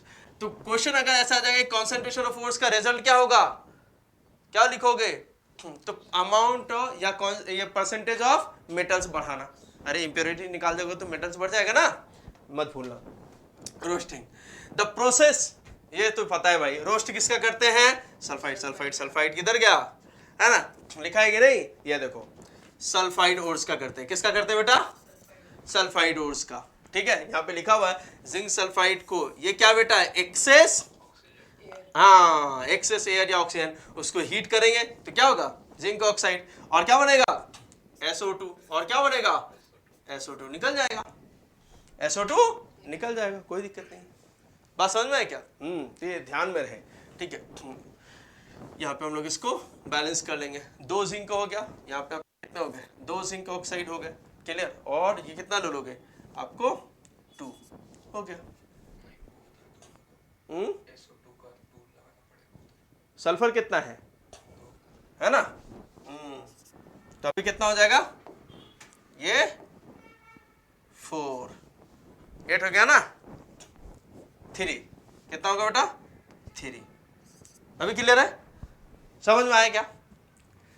तो ये चीजें, ये वाला मैं इसको तो ट्रिपल स्टार देता हूँ, कैल्सिनेशन और रोस्टिंग को। एग्जामिनर भाई कुछ भी अगर पूछेगा ना कैल्सिनेशन और रोस्टिंग बहुत पूछेगा। अच्छा इसमें यहाँ पे किसका कर दे बेटा, सल्फाइड का, मत भूलना। नेक्स्ट रिफाइनिंग, और रिफाइनिंग के क्वेश्चन बहुत कम आते हैं। रिफाइनिंग लास्ट स्टेज होता है, मतलब तुम मेटलर्जी प्रोसेस करने के बाद जो तुमको मेटल मिलेगा ना, वो ऐसा मिलेगा 95% मेटल, लेकिन 100% नहीं मिला, प्योर नहीं मिला। तो जो प्यूरिफिकेशन है ना, वो रिफाइनिंग में है ना। The metals obtained by chemical reduction, याद है कुछ, ऑक्साइड्स का केमिकली कार्बन की हेल्प से रिडक्शन करते हैं, contains impurities. The process of electrolysis used to obtain pure metals from impure metals is known as refining. ये चीजें बहुत है। और अभी हम लोगों ने एमसीक्यू में एक टिक किया था, या यस और नो में था, ट्रू एंड फॉल्स में, कि रिफाइनिंग में जहां पर आप मेटल्स को नॉन मेटल से अलग करते हो, है ना, ये इम्प्योर मेटल से अलग करते हो, उसको हम लोग क्या बोलते हैं, इलेक्ट्रोलाइटिक। कौन सा प्रोसेस था, इलेक्ट्रोलिसिस प्रोसेस था, याद आ रहा है। और ये पूरा होल प्रोसेस किस में आ जाएगा, रिफाइनिंग में। ठीक है, calcination, calcination again triple star, ठीक है। हाँ, किसका करेंगे बेटा, कार्बोनेट्स का, ये बातें याद रहना चाहिए। The process of heating an ore limited supply fair and converting it into, दोनों का चाहे कैल्सिनेशन करो या रोस्टिंग करो, दोनों का पर्पस क्या होता है कि ऑक्साइड ही चाहिए, ऑक्साइड ही चाहिए, ठीक है। क्यों, क्योंकि कार्बोनेट्स का रिडक्शन बड़ा एक्सपेंसिव है, बड़ा मुश्किल है, ठीक है, जबकि ऑक्साइड्स का रिडक्शन इजी है, इस वजह से कार्बोनेट को ऑक्साइड में बदलना पड़ता है। क्लियर, चलो next, write short notes on galvanising. यहां से तुम्हारा स्टार्ट है ना, थोड़ा सा डिस्क्रिप्टिव क्वेश्चन, ज्यादा मार्क्स के क्वेश्चन जो आते हैं वो यहां से आते हैं। Galvanising, clear. अब गैल्वेनाइजिंग में देखो, the process of coating, galvanising में किसका कोटिंग होता है बेटा, कौन सा मेथड है, डिपिंग मेथड। कौन सा मेथड है बेटा, हाँ, क्योंकि उस बाथ टब में कौन होता है मोल्टेन फॉर्म में, जिंक, उसमें क्या डिप करते हैं, आयरन, या जो भी तुम्हारा आयरन यूटेंसिल्स है, ये जो आयरन के फ्रेम वगैरह है ना, वही, ठीक है। The process of coating a thin layer of zinc on iron और steel is called galvanization. In galvanization an iron object is dipped, है ना, into molten zinc, a thin layer zinc is formed all over the iron object. हो गया, coating आ गया। क्या करने के लिए, टू प्रिवेंट कोरोजन। कोटिंग डालने तो मतलब वही है, टू प्रिवेंट कोरोजन। अच्छा एक बात मेरे को बताओ, आयरन पे डाल रहे हैं कोटिंग, आयरन पे डाल रहे हैं कोटिंग किसका बेटा, बहुत अच्छे से मेरे को बताना, जिंक का। रिएक्टिविटी सीरीज में कौन है वो, पहले ऑल्टोजेन फेरारी, तो जिंक है। अब सोचने वाली बात यह है, ज्यादा बहुत इंपॉर्टेंट बोलना, बहुत इंपॉर्टेंट बोलो, थोड़ा ध्यान रखना, है ना, तुम्हारी टेक्स्ट बुक से थोड़ा सा बाहर है लेकिन तुम्हारे दिमाग खोल देगा। यूजुअली लोग लेस रिएक्टिव मेटल का कोटिंग करता है। एक बात बताओ, ये आयरन है, एटमॉस्फेरिक ऑक्सीजन मॉइस्चर कंडीशन में रस्ट हो जाएगा, मतलब इस पे कोरोजन प्रोसेस होने लगेगा और इस पे रस्ट हो जाएगा, ये रस्ट हो जाएगा, ठीक है। अब जरा सोचो, इस पे कवर डालेंगे जिस भी मेटल का, वो लेस रिएक्टिव होना चाहिए ना, क्योंकि ये तो खुद ज्यादा रिएक्टिव है, तभी तो रस्टेड हो रहा है, ये ऑक्सीडाइज हो रहा है कि नहीं। तो इस पे जो कोटिंग होना चाहिए, कुछ ऐसी चीजों का कोटिंग होना चाहिए जो लेस रिएक्टिव रहे, ताकि वो रिएक्शन ना करे एटमॉस्फेयर से। जैसे मेरे पास मैंने क्या किया, ये मेटल्स आयरन का बना हुआ है और मैं इसको प्लास्टिक में पैक करके रख देता हूं। जैसे देखो लैब में मैंने मैग्नीशियम रिबन को प्लास्टिक में पैक करके रखा है, ऑफ कोर्स उसमें पेंट तो नहीं लगाऊंगा, ठीक है। मैंने क्यों, तो क्वेश्चन है कि मैंने इसको प्लास्टिक, क्योंकि बस एटमॉस्फेरिक एयर का इस मेटल के साथ क्या करना है, एक कनेक्शन तोड़ना है, प्लास्टिक एयर टाइट कर दो, ऑयल का लेयर डाल दो, कुछ करो, तो यहाँ पे क्या किया जा रहा है, गैल्वेनाइजिंग। सोचने वाली बात यह है कि आप जिस चीज का कोटिंग करते हो वो क्या होना चाहिए, लेस रिएक्टिव होना चाहिए। भाई साहब जिंक का कोटिंग करवा रहे हैं आप। इस क्लास में जितने भी ये जो बेंचेस हैं इस पे फ्रेम में देखो ब्लैक कलर की कोटिंग, ये सब जिंक की कोटिंग है। आयरन का फ्रेम है, कोटिंग जिंक का है। क्यों करवाया मैंने, एग्जैक्टली जिंक ज्यादा रिएक्टिव है। तो कोई अगर तुम इसको स्क्रैच भी करोगे ना तो सबसे पहले कौन करेगा, जिंक। जिंक रिएक्ट करके आयरन को बचा लेगा। इसी को बोलते हैं, यही एक एक्सेप्शनल है, इसी को बोलते हैं बेटा सैक्रिफाइस। समझते हो ना, दूसरों के लिए लड़ना। आयरन को बचाने के लिए कौन लड़ रहा है, जिंक। इसी को क्या बोलते हैं बेटा, सैक्रिफिशियल कोटिंग। बात समझ में आया क्या, दूसरों के लिए खुद का सैक्रिफाइस करना। और कोई दूसरा कोटिंग नहीं होता। जैसे टीन का देखो, आयरन में टीन का कोटिंग करोगे, टीन नीचे है आयरन से, है ना, समझ में आ रहा है। तो ये ध्यान में रहे, सैक्रिफिशियल कोटिंग इसको बोलते हैं। हालांकि यूजुअली एक मेटल के ऊपर जो जिसका कोटिंग होता है वो क्या होना चाहिए, लेस रिएक्टिव होना चाहिए, लेकिन जिंक मोर रिएक्टिव है, पहले रिएक्ट करके आयरन को बचा लेगा। क्लियर, तब प्रोसेस समझ में आया क्या। एग्जाम्पल, शाइनी आयरन नेल्स, किसका किसका कोटिंग किया जाता है, नेल्स का, है ना, पेन हो गया, आपके आयरन पाइप से जितनी भी चीजें हैं उन सबका कोटिंग होता है। अच्छा, next, write short notes on tinning. किसका कोटिंग करेंगे बेटा, टीन का। टीन का एलिमेंटल फॉर्मूला क्या होता है, एलिमेंटल सिंबल Sn, है ना, स्टैनम नाम है, लैटिन नाम। चलो, the process of coating of thin layer of tin molten और कॉपर ब्रास इज कॉल्ड टीनिंग, या तो कॉपर ब्रास का भी यूज करते हैं। देखो, cooking vessels made up of copper and brass get a green coating due to, कुछ green coating याद आ रहा है, हाँ ठीक है, कॉपर कार्बोनेट। ठीक है, the green substance is copper carbonate and is poisonous, एक चीज इसमें तुम लोग को मैं बताना है बेटा, मेरे को बहुत इंपॉर्टेंट बताना है। तुमने कभी नोटिस किया सभी चीज का टीनिंग नहीं करते। टीनिंग सिर्फ उनका किया जाता है जिसमें फूड और ईडेबल कंटेंट आते हैं।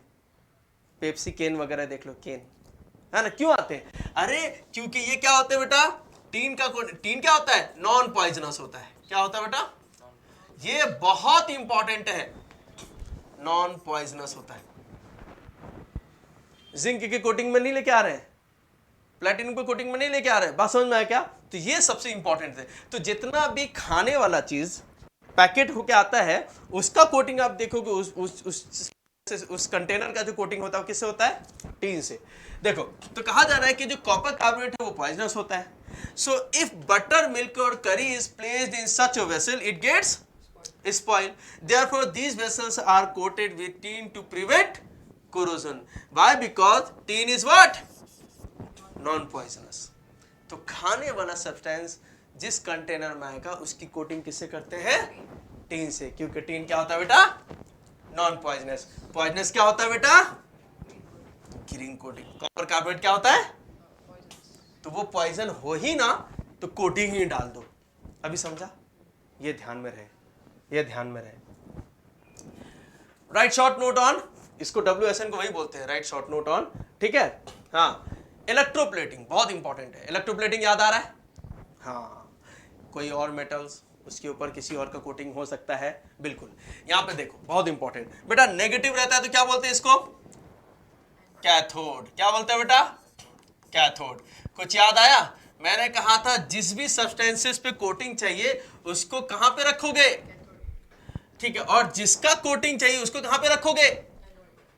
अगर ये आयरन है और मेरे को गोल्ड का कोटिंग चाहिए तो गोल्ड कहां पर होगा बेटा, एनोड पे, और जिस ऑर्नामेंट पे कोटिंग चाहिए कैथोड पे होगा। ये बहुत इंपॉर्टेंट है, बात समझ में आया क्या, हाँ ठीक है, वही है। The process in which a less reactive metal is coated on a more reactive metal by electrolysis is called electroplating. Silver plated spoon, gold plated jewelry, समझ में आ रहा है क्या, पक्का, ठीक है। Next, anodising. एनोडाइजिंग याद आ रहा है, एल्यूमिनियम के ऊपर उसी का ऑक्साइड्स, ये बहुत इंपॉर्टेंट है बेटा एल्यूमिनियम के ऊपर। क्या बोला था मैंने जब लेक्चर में मैंने अभी शुरू में बताया था मैंने, अगर वो तुम लोग को याद होगा, मैंने क्या बताया था, एनोडाइजिंग किसका करते हैं, एल्यूमिनियम का, और वहां पे कैथोड एनोड दोनों कार्बन के होते हैं, याद आया कुछ? हाँ, कैथोड एनोड दोनों किसके होते हैं बेटा, कार्बन के होते हैं, ये बातें मत भूलना, दोनों ही कार्बन के होते हैं। वो टाइम टू टाइम रिप्लेस याद आ रहा है? हाँ, ये भी कार्बन का है, ये भी कार्बन का है, but time to time replace किसको करते हैं, एनोड को। एनोड समझ में आया क्या, ये वाला, ये सब आपके क्या है, कार्बन के, और रिप्लेस क्या होगा, एनोड।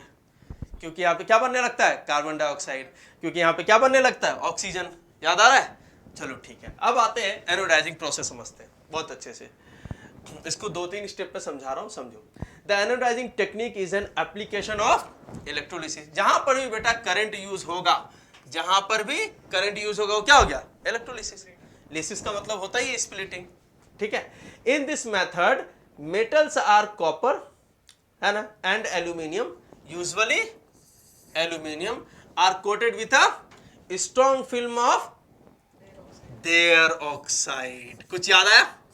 एनोडाइजिंग और इलेक्ट्रोप्लेटिंग में यही फर्क है, इलेक्ट्रो, याद आया क्या? वहां पे कोई और मेटल किसी और का कोटिंग, एनोडाइजिंग में उसी का ही ऑक्साइड से रहेगा। कॉपर है तो उसी का, है ना, एल्यूमिनियम है तो उसी का ऑक्साइड, ठीक है, okay. By means of electrolysis this thin film protect the metals from the corrosion. Protect क्यों कर भाई, कोटिंग क्यों डाल रहे हैं, सिर्फ कोरोड ना हो पाए, क्योंकि दोनों को कोरोड होते हैं, ठीक है।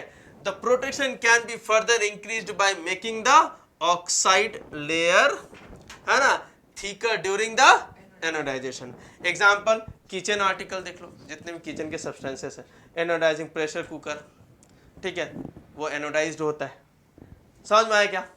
अलॉइंग, क्या है बेटा, अलॉइंग। अलॉइंग में क्या करते हैं, इसमें 2-3 पर्पस होता है, एक तो फिजिकल प्रॉपर्टीज मिल जाए, दूसरा टू प्रिवेंट, सबसे ज्यादा अलॉइंग का बेस्ट एग्जांपल क्या बच्चा लोग, स्टेनलेस स्टील। क्यों होता है, आयरन है, क्रोमियम है, निकेल है, कार्बन है। बात समझ में आया क्या? हाँ, स्टेनलेस स्टील। देखो सबसे पहले ये क्या होता है बेटा, अरे क्योंकि इस पर किसी के ऊपर किसी और का कोटिंग नहीं है, ये 2 या 2 से ज्यादा मेटल्स को पिघलाओ और मिला दो पूरी तरीके से, है ना, यूनिफॉर्म मिक्सचर मिल गया। इसको क्या बोलते हैं बेटा, होमोजेनियस मिक्सचर। समझो इस चीज को, क्लियर? होमोजेनियस मिक्सचर ऑफ 2 और मोर मेटल्स और नॉन मेटल, जैसे यहाँ पे कार्बन। समझ में आया क्या? Okay, metals in a definite proportion is called alloy. Alloy तक का डेफिनेशन हो गया, 2 या 2 से ज्यादा मेटल्स को। द फिजिकल प्रॉपर्टी, जैसे मेरे पास सॉफ्ट आयरन है, उसको हार्ड करना है, बस निकेल डालेंगे, कॉपर डालेंगे। बस समझ में आया क्या? तो यही हो गया फिजिकल प्रॉपर्टी। तो hardenability, ductility, malleability, conductivity, sonority, ये सब क्या है, फिजिकल प्रॉपर्टी। अब डिपेंड करेगा तुमको क्या लग रहा है। बस अगर मेरे को मशीन गन बनाने हैं तो बनने वाला सब्सटेंसेस क्या होगा, ड्यूरेबल होना चाहिए। एक बार मशीन गन बनाए तो 15-20 साल चलना चाहिए ना, कि 5-5 महीने में बदल लेंगे। तो ड्यूरेबिलिटी कैसे आएगा, क्या ऐड करने से आएगा? बात समझ में आया क्या? हाँ, जरूरी नहीं कि सारी प्रॉपर्टीज उसी में ड्यूरेबल। अच्छा जरा सोचो, तुमको अगर वीपन्स बनाना है तो ड्यूरेबल होना चाहिए, वो कोरोसिव होना चाहिए क्या? हाँ, उसमें पेंट करते बैठेंगे क्या? नहीं। तो वो है ना, उसका रेजिस्टेंस होना चाहिए, तो उसमें क्रोमियम डाल देंगे। बात समझ में आ रहा है क्या? तो ये सभी प्रॉपर्टी तुमको एक ही मेटल में नहीं मिलेगा, अलग अलग मेटल्स में मिलेगा। इस वजह से अलग अलग मेटल्स को मिलाकर एक बना देते हैं, सब आ गया। ड्यूरेबल भी हो गया, रेजिस्टेंस, ये कोरोजन का रेजिस्टेंस भी हो गया, है ना, हार्डनेबिलिटी भी आ गई, लाइट इन वेट भी हो गया। नहीं समझे? ये सारा क्या है बेटा? हाँ, of an alloy are different from those of its constituent. Alloys are corrosive, resistance, one of the property. Alloy decrease the intensity of metals. ठीक है, यहाँ पे बताओ, कोरोजन ना लगे किचन यूटेंसिल्स में, एसएस के बर्तन सबसे ज्यादा होते हैं किचन में, तो वो ये क्या है, क्रोमियम क्यों ऐड करते हो उसमें? हाँ, उसका काम ही होता है बस कोरोजन से बचाने का, ठीक है। 2-3% तक ऐड किया जाता है, ठीक है। निकल हार्डनेबिलिटी क्या, ठीक है। आयरन ऑलरेडी, आयरन तो उसमें 85 से 90% तक आयरन ही यूज किया जाता है, कार्बन 1.5% तक यूज करते हैं, ठीक है, ठीक है। Brass is made for from copper and zinc, ठीक है। हम लोग पढ़ चुके हैं, कितनी बार पढ़ चुके हैं ऊपर वाले सेक्शन में। ब्रास किसका अलॉय है बेटा, कॉपर और जिंक का। 90% कॉपर एंड 10% टीन, किसको क्या बनाते हैं, ब्रॉन्ज, है ना, याद आ रहा है, एंड टीन, है ना। अच्छा, stainless steel made from 74% iron, 1% carbon, 18% इतना तक यूज किया था। ये क्रोमियम क्या करेगा, कोरोजन रेजिस्टेंस। बोलो बात समझ में आई, बहुत इंपॉर्टेंट है। तो ये एग्जांपल है। Next, out of sodium and sulphur which is a metal, explain it's a reaction with oxygen, ठीक है। सबसे पहले सोडियम और सल्फर में सोडियम है, ठीक है। Sodium is a metal and sulphur is a non metal. Sodium reacts with, अच्छा सर कैसे समझेंगे, देखो सल्फर कभी इंडिपेंडेंट तुमको एस नहीं मिलेगा, ये हमेशा कैसा मिलेगा, मॉलिक्यूलर फॉर्म में, किसमें मिलेगा। और मेटल क्या है बेटा, सोडियम क्या है, ये आपको एटॉमिक फॉर्म, एलिमेंटल फॉर्म में मिलेगा।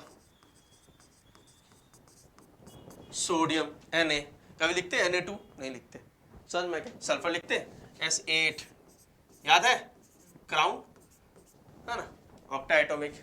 Okay, sodium reacts with oxygen in air at room temperature to form, भाई इतना ज्यादा एग्रेसिव रिएक्शन देता है, रूम टेम्परेचर बोल रहा है, ठंडा भी दिया तो भी रिएक्शन करेगा, एग्रेसिव है। बात समझ में, क्या बनाएगा, सोडियम ऑक्साइड, क्या समझ में। इसी तरह पोटेशियम डाल दो तो सेम रिएक्शन, क्योंकि सोडियम पोटेशियम एक ही फैमिली के हैं, दोनों की valency 1। Sodium reacts with water, क्या होगा, अभी तो हम लोग पहले किए, calcium react with water, calcium hydroxide, hydrogen का बबल, उस पर डिपॉजिट, यही चीज यहाँ पे बेटा, सोडियम वाटर के साथ रिएक्शन करके क्या बनाएगा, सोडियम हाइड्रोक्साइड, हाइड्रोजन गैस निकलेगा और रिएक्शन कैसा हो जाएगा, एक्सोथर्मिक। बात समझ में आ रही कि नहीं, है ना। और बहुत विगरस रिएक्शन देगा भाई, पानी में सोडियम, इसमें से तो सोडियम को किस में स्टोर करते हैं, ऑयल में।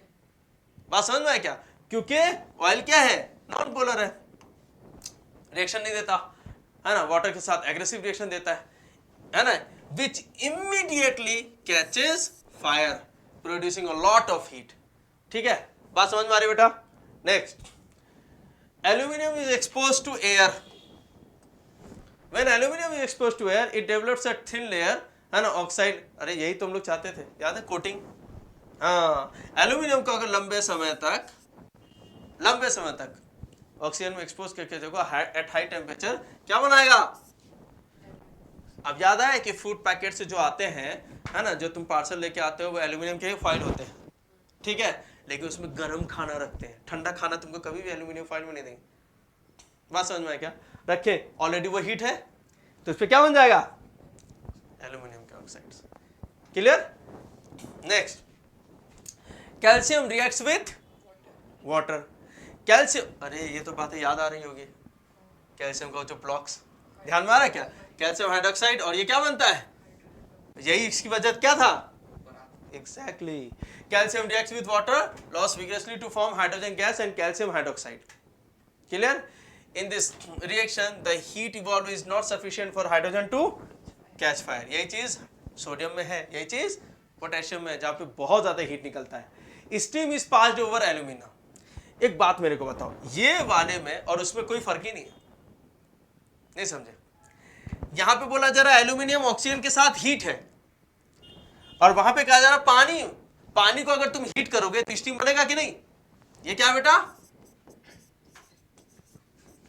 स्टीम है, समझ में आया क्या, steam is passed over alumina, तो क्या बनेगा, एल्यूमिनियम ऑक्साइड और हाइड्रोजन। ये रिएक्शन इंपॉर्टेंट है, ये याद रखना।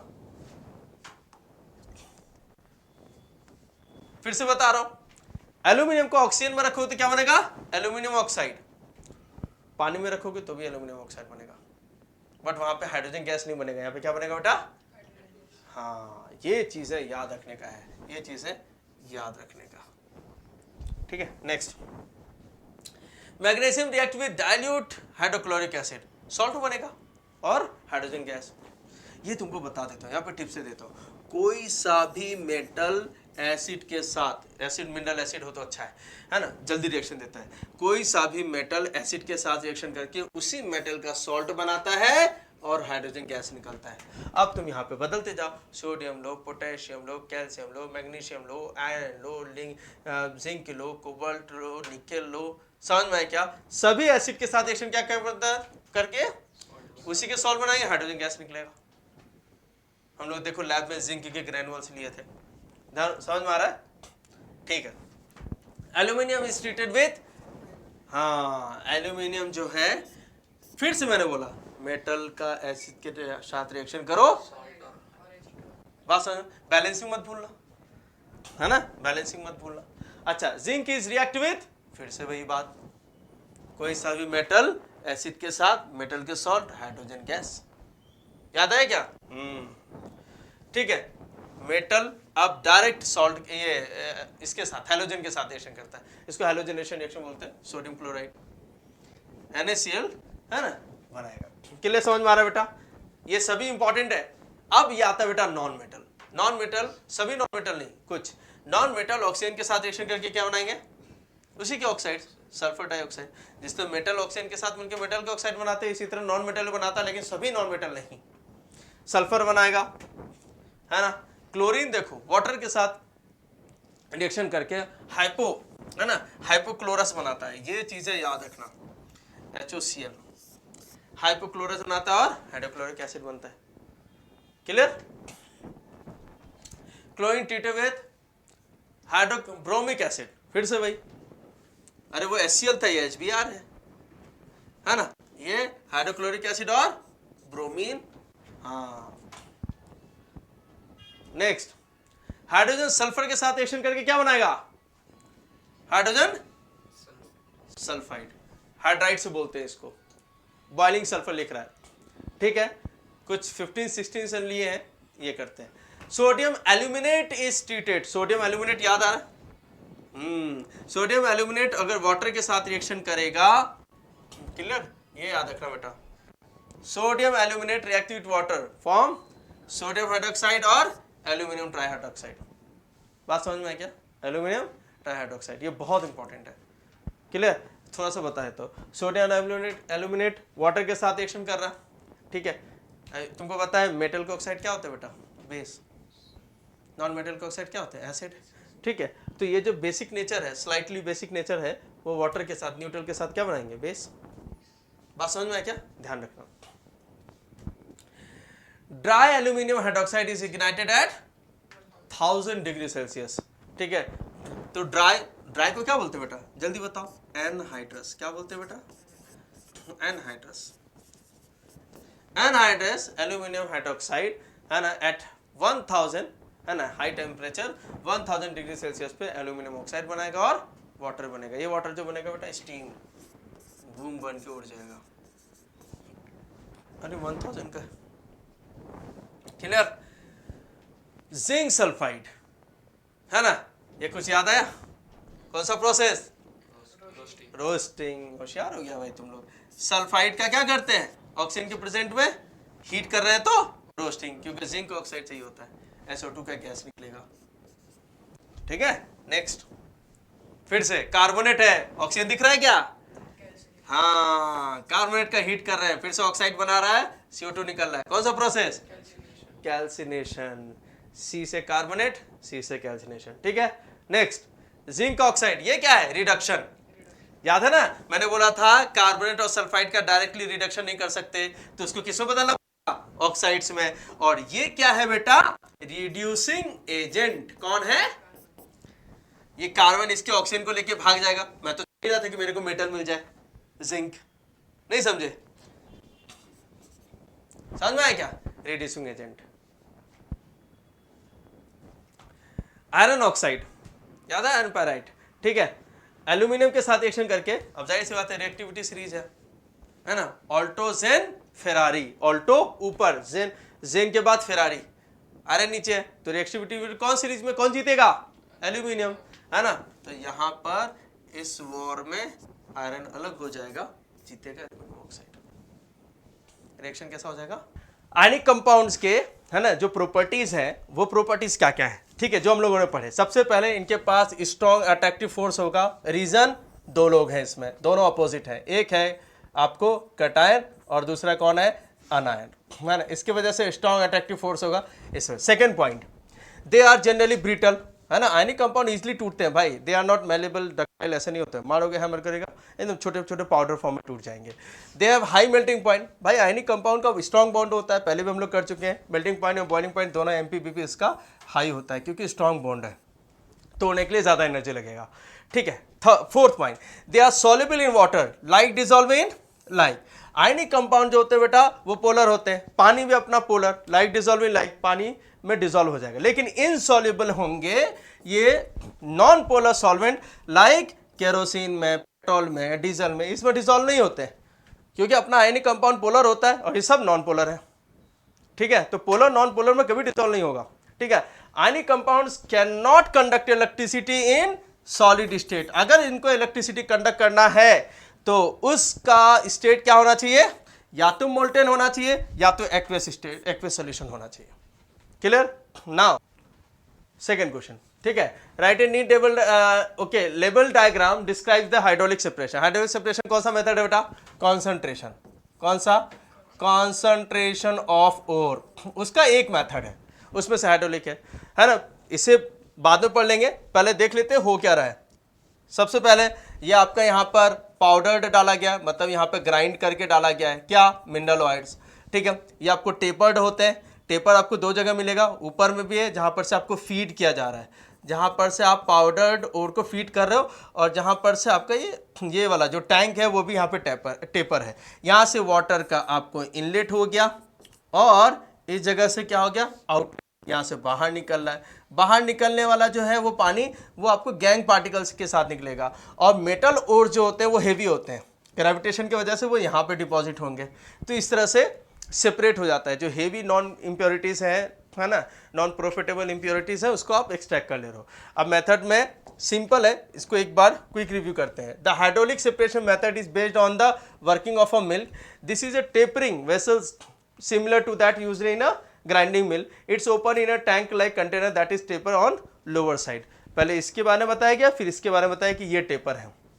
Okay, the tank has an outlet for water on the upper side, ठीक है, ये इसकी बात कहा जा रहा है कि यहाँ पर एक आउटलेट बना हुआ है पानी के निकलने के लिए, inlet on the, and finally ground ore is added to the tank अफार, यहाँ पर से एक यहाँ पर से जो ग्राउंडेड ओर है जो आपको माइन करके निकाला गया उसका पाउडर फॉर्म डालते हैं। Water is released in the tank from the lower side which is a inlet. ये हो गया। अब होगा क्या वो देखना। Finally the lighter gang particles flow out, okay, flow out along with the water stream from the outlet on the upper side. यहां से जो क्या होगा, जो लाइट पार्टिकल गैंग है वो यहां से बाहर निकल जाएंगे, ठीक है ना, निकल जाएंगे। Are collected separately and the heavy particles of the ore, वैसे ही मेटल हेवी होते हैं, ठीक है, collected at the bottom from the lower side of the tank. This method is based on the law of gravitation. ये एक question आ जाता है कभी कभी एमसीक्यू में। हाइड्रोलिक सेपरेशन मेथड किस लॉ पे काम करता है? लॉ ऑफ ग्रेविटेशन पे। Wherein particles of the same size are separated by their weight with the help of water. Clear? अब आता है सेकेंड, यहां पर राइट एंड लेवल डायग्राम डिस्क्राइब फ्लोटेशन। ये तुमको बहुत इंपॉर्टेंट है, मैं इसके बारे में बताता हूं। कॉन्सेंट्रेशन में ये सबसे ज्यादा इंपॉर्टेंट जिसके बारे में पूछा जाता है। करना बहुत इजी है बेटा। आपके बीच में एक हॉलो सिलेंडर दिया हुआ है, पाइप दिया हुआ है, ठीक है। इससे हॉलो इसलिए बोला क्योंकि इससे एयर सप्लाई किया जाता है। इधर इसके थ्रू आप एयर सप्लाई करेंगे। ये एजिटेटर है, मतलब ये रोटेट करता रहता है आपको इस एक्सिस के अबाउट। क्लियर? यहाँ पे इस एक्सिस के अबाउट ये रोटेट करता रहेगा। क्लियर?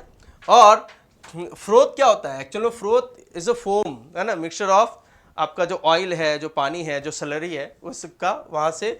और यहाँ पे दो बातें, बस यही दो बातें याद रखना है। जो आपके गैंग हैं वो क्या होते हैं बेटा? दो ही चीज़ें हैं। जो आपके गैंग हैं वो होते हैं हाइड्रोफिलिक, पानी से प्यार होता है इनको। और जो आपके ओर्स होते हैं वो क्या होता है? हाइड्रोफोबिक, पानी से भागते हैं। वो भागेंगे तो कहाँ आ जाएंगे? नीचे आ जाएंगे। बात समझ में आया क्या, नीचे आ जाएंगे, और जो फिलिक है वो गैंग पार्टिकल्स के साथ मिलके बाहर निकल जाएंगे। अब आता है the float flotation method is based on the two opposite, एक है फिलिक पानी से प्यार और एक है फोबिक जो पानी से नफरत, of the particles the metal sulphide. इसके बारे में बहुत बार बोल चुका हूं। फ्लोट फ्लोटेशन एक पर्टिकुलर सल्फाइड और का किया जाता है, किसका, सल्फाइड का ही किया जाता है ना। Particles get wet mainly with the oil due to their hydrophobic property, the gangue particles get wet with the water due to the hydrophilic. इस तरह से जो गैंग है वो आपका मेटल ओर से सेपरेट हो जाता है। Second, in this method the finally ground minerals is put into a big tank containing lot of water, इसकी बात हो रही है, ठीक है। उसके बाद द फाइनली पाउडर्ड ओर और vegetable oil such as pine and eucalyptus are mixed with the oil to form a froth, इस वजह से इसको फ्रोथ फ्लोटेशन कहा जाता है। The pressurized air is blown through the mixture, there is an agitation rotation around, इसके about rotate करेगा, ठीक है, फ्रोथ फॉर्म होगा और फ्रोथ से गैंग पार्टिकल्स अटैच हो जाएंगे फिलिक नेचर के। Its axis at the centre of the flotation, the agitator used to used as per the requirement, and finally bubbles are formed due to the blown air, ठीक है। यहाँ पे मैंने कहा था कि ये फोम ही है, नॉट फांड, इट्स फोम, ठीक है। Foam is formed from oil water and, तो एक क्वेश्चन आ जाएगा कि ये क्वेश्चन आएगा नहीं, सिंपल लॉजिक है, फ्रोथ फ्लोटेशन में ये चीजें हैं जो फोम बनाते हैं, जो फ्रोथ बनाते हैं, ठीक है। Air together due to the agitation this foam is rise to the surface of the water and floats, hence this method is called froth flotation. Sulphide minerals, ये बड़ा इंपॉर्टेंट है, कौन सा मिनरल्स यूज करते हैं, sulphide minerals, with the foam on water as they get and can be removed. The gang particles are weighted by water and settle down at the bottom. This method is used for concentration of zinc blende, sulfide, galena and है ना copper pyrite. चलो अब आता है now इस given table पे हमें बताना है name any two metals which can react with water. Water के साथ रिएक्ट करने के लिए आप सोडियम ले सकते हो, पोटेशियम ले सकते हो। दूसरा, नेम एनी टू मॉडरेटली, जो मॉडरेटली रिएक्टिव है, पूरे चैप्टर में तो ये पढ़े moderately reactive, magnesium, aluminium, zinc, iron, tin, lead, किसी का भी ले सकते हो, इन्हीं सब के तो है और, ठीक है। And name the most highly reactive which is what बेटा, potassium, and less reactive gold, platinum वगैरह आ जाएंगे आपके। Next, answer the following question with the help of the given diagram, ठीक है। अब इस डायग्राम को देख के नेम द प्रोसेस, यहाँ पे साफ दिख रहा है, एक इलेक्ट्रोलाइट से लिया गया है, सिल्वर नाइट्रेट का इलेक्ट्रोलाइट से लिया गया है। यहाँ पे मेटल्स, यहाँ पे क्या रखा गया है, अब जाहिर सी बात है ये पॉजिटिव है तो ये क्या होगा, एनोड, जिसका कोटिंग चाहिए उसको एनोड पे रखा है, जिस पे चाहिए स्पून पे चाहिए तो इसको कहाँ पे रखा बेटा, कैथोड पे, ये नेगेटिव कैथोड होता है। तो प्रोसेस क्या हो जाएगा, इलेक्ट्रोप्लेटिंग प्रोसेस हो जाएगा आपका, इलेक्ट्रोप्लेटिंग, ठीक है। How does this process take place, इस प्रोसेस में क्या होता है बेटा, रेडॉक्स रिएक्शन होते हैं, है ना, रेडॉक्स रिएक्शंस होते हैं एनोड और कैथोड पे से, जहां पे, है ना। चलो next, give two examples in which the process is used, anodization, ठीक है। अब प्रोसेस में दो कहा जा रहा है कि दो एग्जाम्पल देना है, हम लोग क्या बोलते हैं, सिल्वर प्लेटेड स्पून और गोल्ड प्लेटेड ऑर्नामेंट्स या jewellery. Next one, name the main ore of alumina और उसकी इंप्योरिटीज क्या है। हम सभी को पता है एल्यूमिनियम का मेन ओर क्या है बेटा, नाम क्या है, बॉक्साइट, केमिकल फॉर्मूला क्या है, Al2O3.2H2O। It is hydrated aluminium, hydrated है, ठीक है, पानी निकाल दोगे तो एनहाइड्रस हो जाएगा। It contains 30% to 70% alumina. The main impurities present in iron oxide, sand जिसको सिलिका भी कहते हैं, और titanium oxide which is TiO2। ये सब इंप्योरिटीज है जो इसमें मिलते हैं। Clear. What is meant bye aqua regia, aqua regia क्या है बेटा, ये एक तो हाईली कोरोसिव है, मिक्सचर है किसका, concentrated hydrochloric acid and concentrated nitric acid, किस रेशियो में, 3:1 रेशियो में। डिसॉल्व किसको किसको कर लेता है ये, गोल्ड और प्लैटिनम, ये तो सभी को कर लेगा, गोल्ड और प्लैटिनम लेस रिएक्टिव है तो उसे तो कर ही लेगा, next, how does a metal react with non metal, है ना, in the formation of ionic compound. Ionic compound में क्योंकि मेटल क्या करते हैं बेटा, कैटायन फॉर्म करते हैं। कैसे फॉर्म करते हैं, बाय लूजनिंग इलेक्ट्रॉन। और नॉन मेटल्स क्या करते हैं बेटा, अनायन फॉर्म करते हैं bye gaining electron, bye accepting electron. ठीक है, इलेक्ट्रॉन एक्सेप्ट करते हैं, इस तरह से कैटायन और अनायन बन जाता है और दोनों के बीच में इलेक्ट्रोस्टैटिक और फोर्स ऑफ अट्रैक्शन होता है और आयनिक बॉन्ड बन जाएगा। आयनिक बॉन्ड से बनने वाला कंपाउंड आयनिक कंपाउंड हो जाएगा। क्लियर। उसके अच्छे एग्जांपल है magnesium chloride, potassium chloride, magnesium oxide, NaCl। Clear. Now from which ore is aluminium extracted. ठीक है, what are the stages in this extraction, बहुत इंपॉर्टेंट है। एल्यूमिनियम इज एक्सट्रैक्टेड फ्रॉम बेटा बॉक्साइट। स्टेजेस क्या होता है, concentration of ore, conversion of bauxite into alumina, है ना। इसमें ताकि क्या करोगे, इंप्योरिटीज वगैरह हटाओगे। कौन कौन सा इंप्योरिटीज है, बोलो एक बार, titanium oxide, iron oxide, sand, है ना, SiO2 सिलिका जिसको बोलते हैं, इलेक्ट्रोलिटिक रिडक्शन ऑफ एल्यूमिना। ठीक है, explain the term corrosion with a suitable example. ठीक है, तुमको इसी काम के लिए रखा है।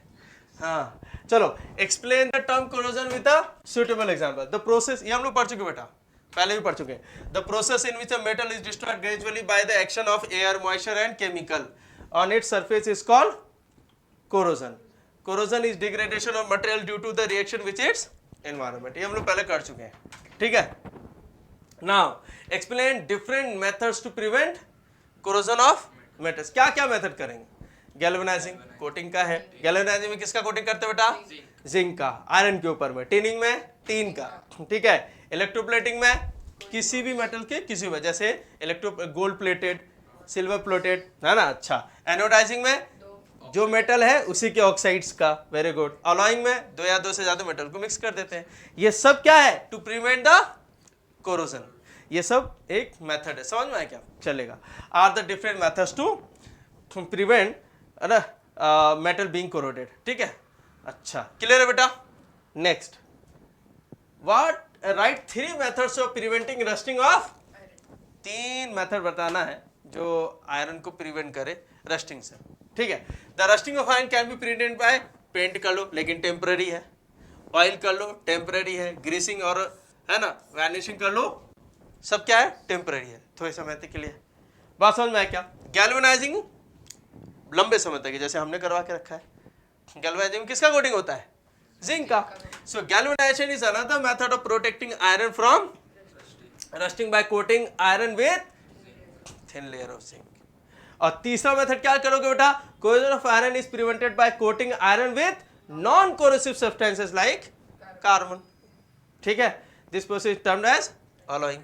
याद है कुछ, हाँ याद आ रहा है कुछ, SS स्टेनलेस स्टील, है ना, उसमें आप आयरन लेते हो, क्रोमियम लेते हो, निकल लेते हो, कार्बन लेते हो। ध्यान में आ रहा है, बहुत सही। नेक्स्ट, एंड चलो यहां तक आपका इस चैप्टर में मैंने जितना भी क्वेश्चन करवाया आराम से कर लो, इससे बाहर एक क्वेश्चन नहीं आएगा, मेरी गारंटी।